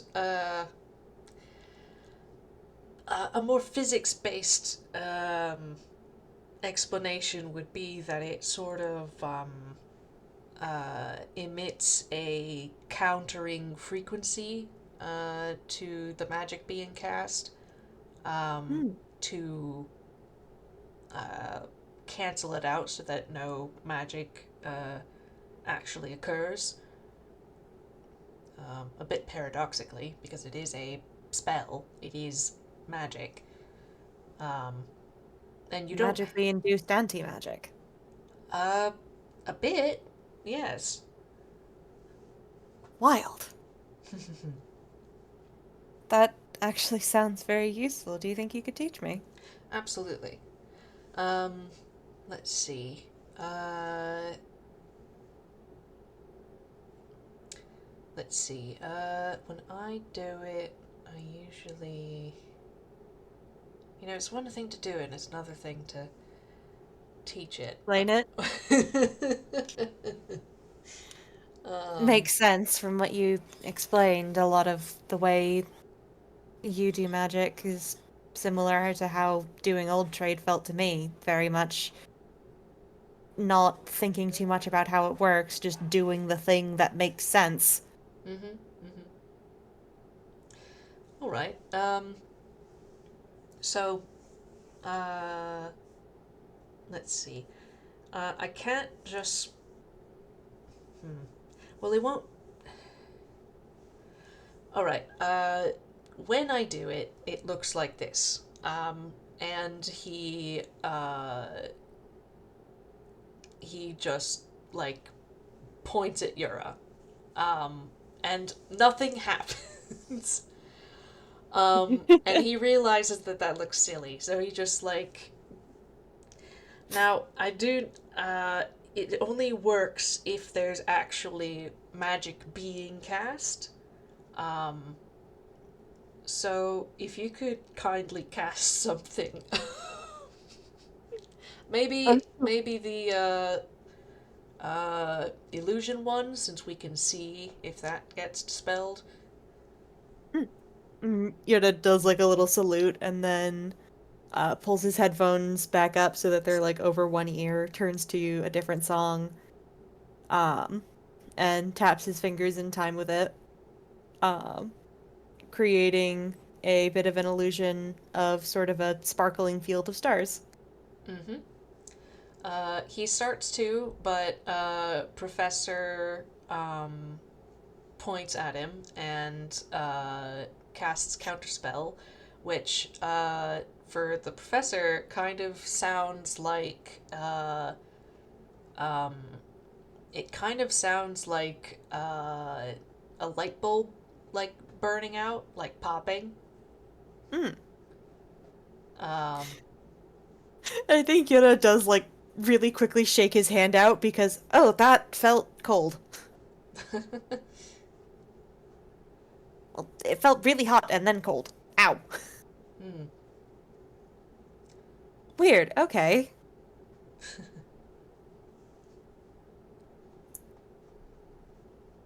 But yes, it's something you do have to be a little quick on the draw, but you can stop other spells from happening. And it's easier if they're, telegraphing it or, they start to, do an incantation or something. Mm. So, in a combat scenario, being able to hide what you're doing is very useful. Extremely, extremely. Well, at least that doesn't change when it comes to physical versus magical. Mm-hmm, mm-hmm. It's funny though, when I saw people practicing with that kind of magic back in the mirror, which, is kind of the only reference I have, so forgive me for continually bringing it up. No, of course. It was a lot of just standing across from each other in a room, flinging spells at each other. Mm. People got real mad at me during Beanfest when I would sneak up on them. Apparently, you're supposed to fight in the open, but that's why you all keep getting captured. Hide in the Oh, trees, you fools! That's what leaves are for! uh, bloody burgundy coats. He tilts his head at that. An old uh, Darth army known for um, uh, civil um, battles wherein everybody marched out in formation, stopped, shot at each other, and that was it. And of course, it was when they came across a more disorganized militia who employed guerrilla warfare that they started to lose, and they thought it was so unfair. It's not unfair to use the resources at your disposal. It's Absolutely. just smart. Absolutely.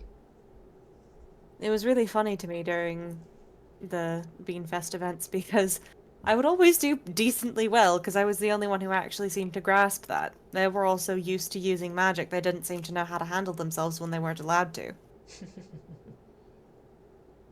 He kind of shrugs and says, benefits of not having that bias, I guess. Mm-hmm. Mm-hmm. I had to learn to be smart. Oh, yes. But, okay. I think I can. Do you mind if I try? Sure. Let's see. He will. Uh,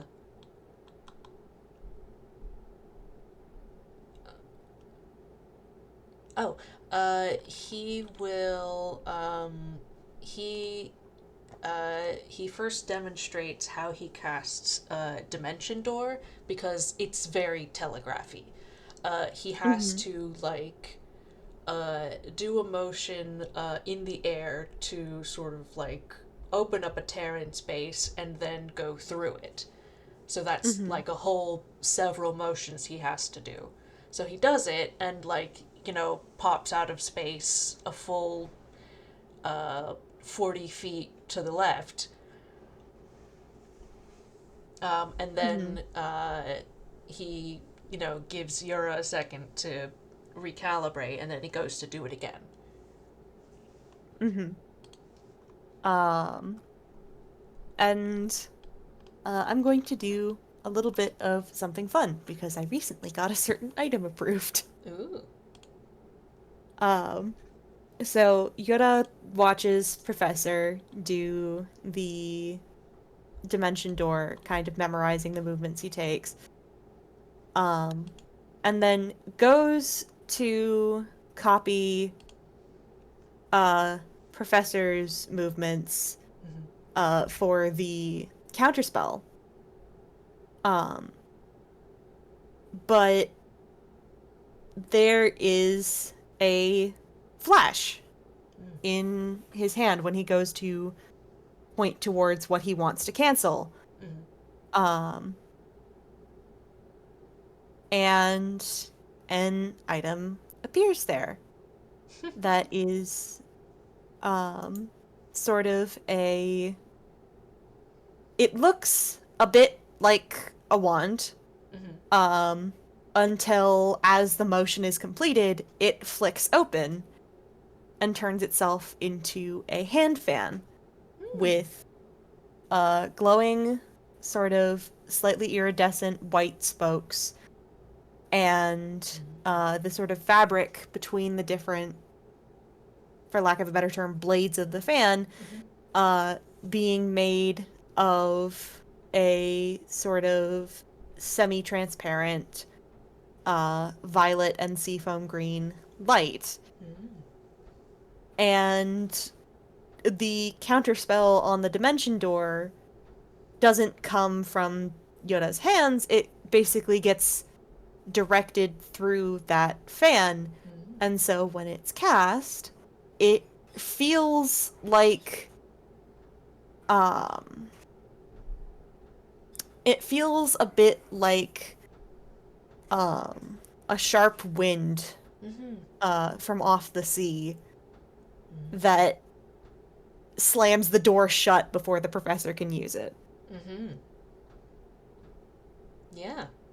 And he looks over at Yura.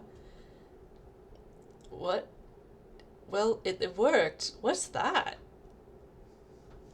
I um He's coming over. it looks at the fan in just abject confusion. Oh, that's I pretty. it's very pretty and it's my colors. Mm. I don't I he kind of turns it over and looks at it. This material, and he taps the white stuff. It's kind of like the ones that showed up after the overblock fights here. Mm. Hey, we, you didn't, you did overplot, you know? I did, but Well, he just sort of like does a tapping motion near the fan. I think you've got your item. Everyone else got one. huh, I guess? I mean, he kind of like closes it up again. Which fun thing about when it closes up, um, it closes a little weird in that unlike a normal hand fan, which like, the pieces all slide under each other, Mm. this one is more like when you open it, it splits in half, Mm. and the sort of points come from inside. Mm-hmm. So when you close it, it just looks like a wand. Oh, okay, okay. And he kind of twirls it around in his hand and opens and closes it a couple more times. I mean, I think that feels right. It feels like me in the same way the other ones felt like the victims who got affected. Mm-hmm. Huh. He kind of looks up at Professor and is just, I mean, I think it's pretty. It is. Do you want to know what it does? Is there a way you can find that out? There is. Wouldn't you know it? There's a spell for that. I feel like that is just this world's version of there's an app for that. I'll let their technology develop a little more, and they may yet to get there too. God forbid. Hmm. He Um, kind of wrinkles his nose and is just like, I really hated that everything had an app. mm, mm. Just develop a website like a normal person. Well, if you'll let me examine it for a minute, I can cast the spell Identify and do my best to determine what it is and what it does. Sure. And he will kind of turn it so for lack of a better term, the business end of it uh is not in hand. Uh-huh. Kind of like when you pass someone's scissors by the handle. Yeah, yeah. And he will hand it to the professor. Uh-huh. Yep. He examines it for a minute, uh, and uh, casts Identify.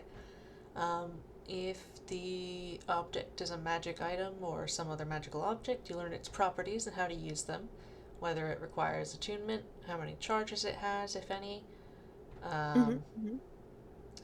ongoing spells on the item, if applicable, and if it was created by a spell, you learn that spell's name. Okay. Let me grab the stat block for this thing. Woohoo! It would be in here. Transmage from Gale.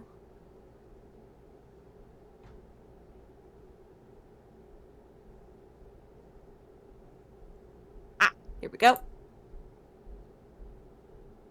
All right. Here we go.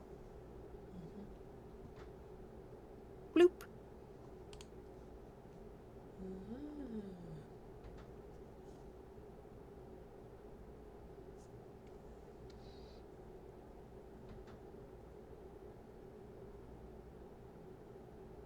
Very nice. Hmm. Ooh.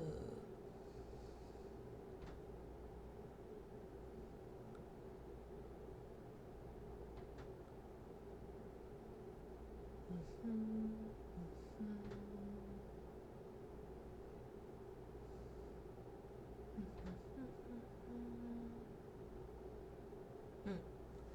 Okay. Uh, the professor at first is like, okay, I had a suspicion it might be something like a spell focus, which is uh, very good, actually, since you don't have one as of yet, or didn't. It can be used to, if you use it to channel your magic, it will actually amplify it, give it a little more oomph. Oh, that's good, I think. It also apparently, let's see, um, it can be, it does a few other things. Uh, it can be used to cast the spell Sleep. Let's see, I think 3 times. Oh, that's damned useful. Absolutely, absolutely. Any Uh, spell that puts your enemy to sleep makes them able to not hurt you, which is good. Absolutely. Also, it's very good for dealing with very, very stubborn friends Uh huh. Don't I who know it? refuse to take care of themselves. Mm-hmm. Absolutely. Yoda and Professor handshake on having used this affectionately. Yep. It does do another thing though. Uh, why? Let's see. It'll only attune to you, for one thing. If somebody else tries it, that's not going to be good for them or you, or the item. Um, That's not good. no. But, you know that, bow, you used during the, overplot fight? Yeah, I mean, I don't remember it very well. My memories get really hazy during the fight itself, but Ah, that makes sense. I remember the intention behind it. A recurve, a hunter's bow. Mm-hmm. Um, hold this, is it called Fata? Yes. Okay. Um, this is indeed your, a Thane. Um, why don't you hold, Fata and think of that recurve bow, or think of a recurve bow, and see what happens. He kind of nods and he takes it from Professor and takes a bit of a step back because if this thing transforms, it's going to get bigger. Um, and kind of as he's thinking, he flicks it open again and he stares at the 3 points in the middle because you've got the 2 points on either side and then the three in the middle. Mm-hmm,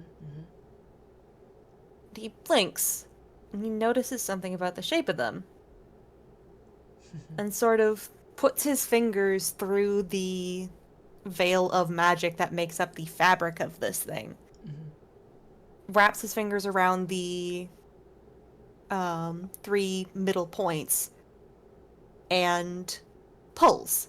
mm-hmm, And there is sort of a sound that is a combination between a tearing noise and a chiming noise. Um, and those 3 points in his hand, uh, sort of, they don't vanish, mm-hmm, um, but instead they get longer. They become arrows, mm-hmm. and they sort of um, he sort of like crouches, sets those on the ground as in his other hand, the two sides that had made up, the base of it sort of unravel a little bit and twist themselves into the shape of a bow. Mm-hmm. Well, how about that? Very nice. And he kind of turns it over and smiles a bit. It's almost exactly the same kind that Brooke taught me to use, too. I'm Hmm. a decent shot with one of these. Hmm. Uh, let's see. Professor sort of like looks around the gymnasium and, uh, points to a, uh, just kind of like a nondescript, like tarp covered foam block. Like, it's a like a gymnastics prop thing. Um, Mm-hmm. why don't you try shooting that?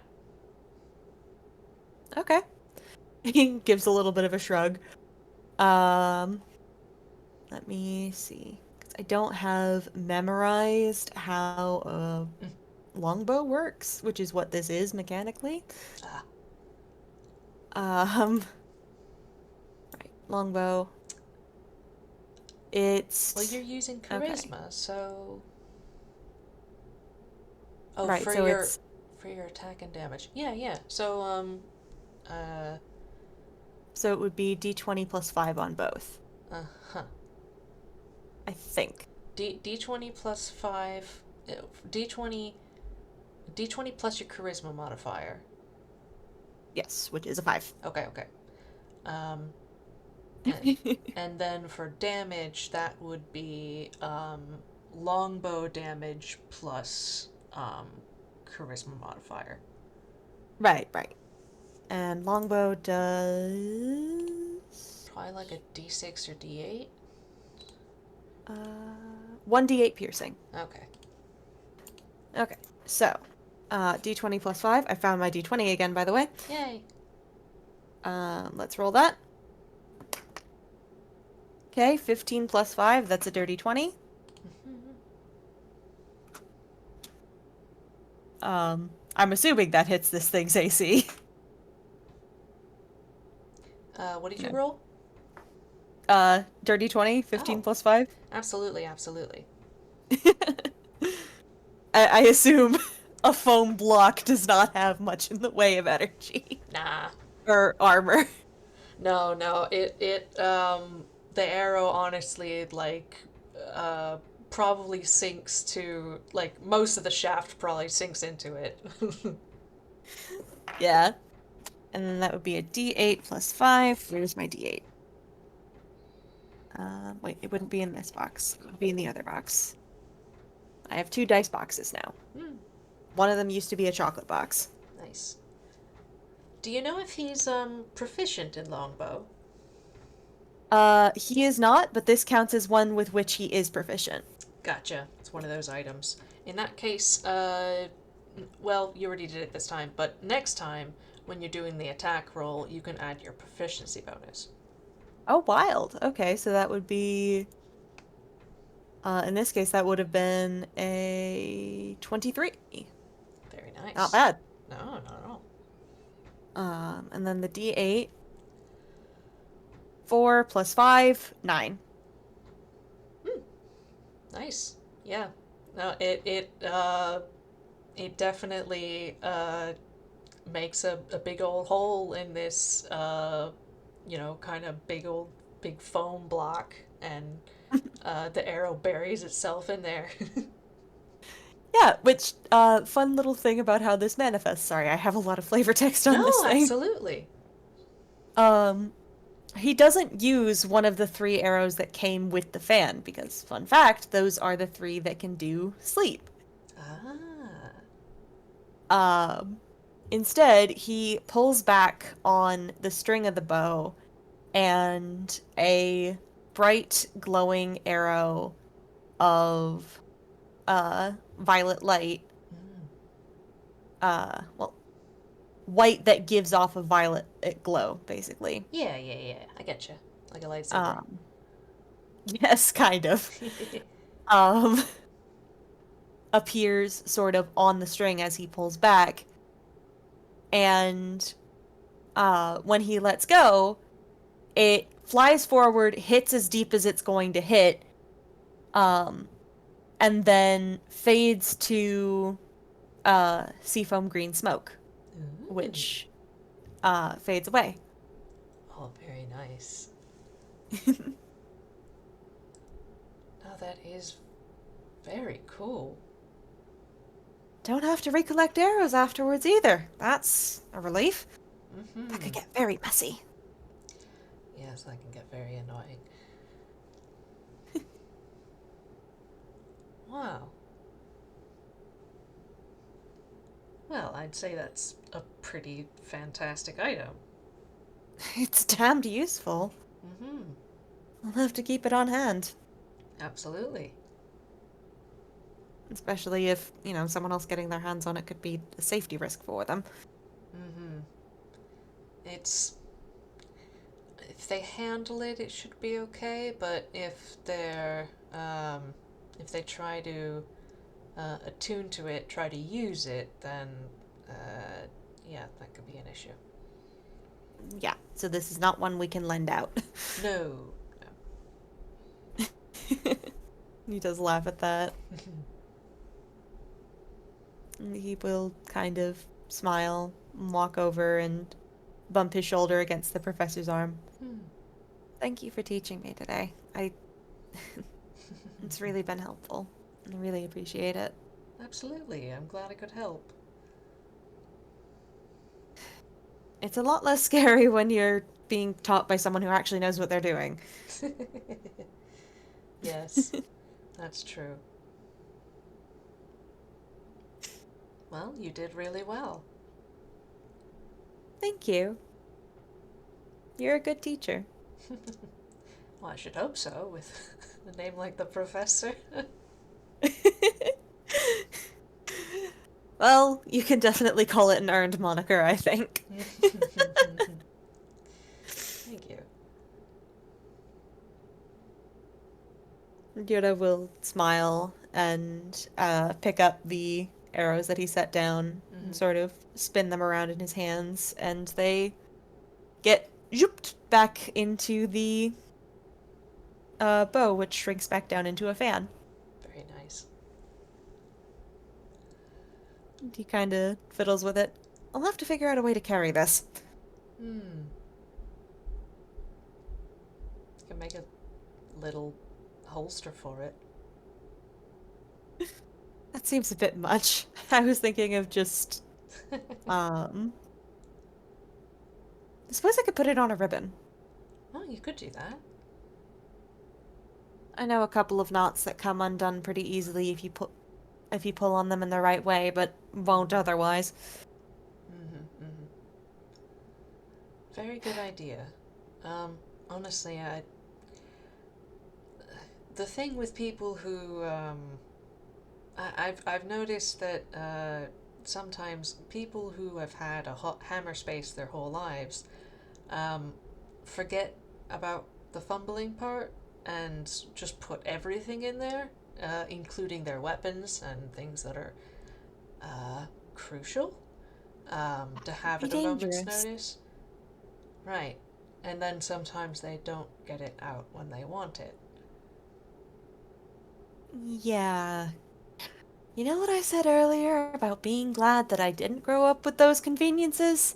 Mm-hmm. Same principle. Mm-hmm. I won't deny hammer space is darned useful, but Mm-hmm. pockets are still important. Absolutely. And he does, like, gesture at the fact that he actually sewed pockets into his skirt. Very nice. And then he does kind of smile and tilt his head. I think we've still got some strawberry pie in the fridge if you'd like some. Ooh. Yes. He grins. And do we want to say that's where we head out with these two heading out of the ellipsis for a snack? Yeah, absolutely. Gosh, that was so cute. That was so sweet. Your Honor, I love them. Oh, Thank you so much for playing with me, Oatmeal. It's always a delight. yes, absolutely. Thank you for playing with me. Oh, goodness. Oh, that was so much fun. But for now, we are tuning out. Everybody say bye-bye to the listeners. Bye-bye, listeners! Bye.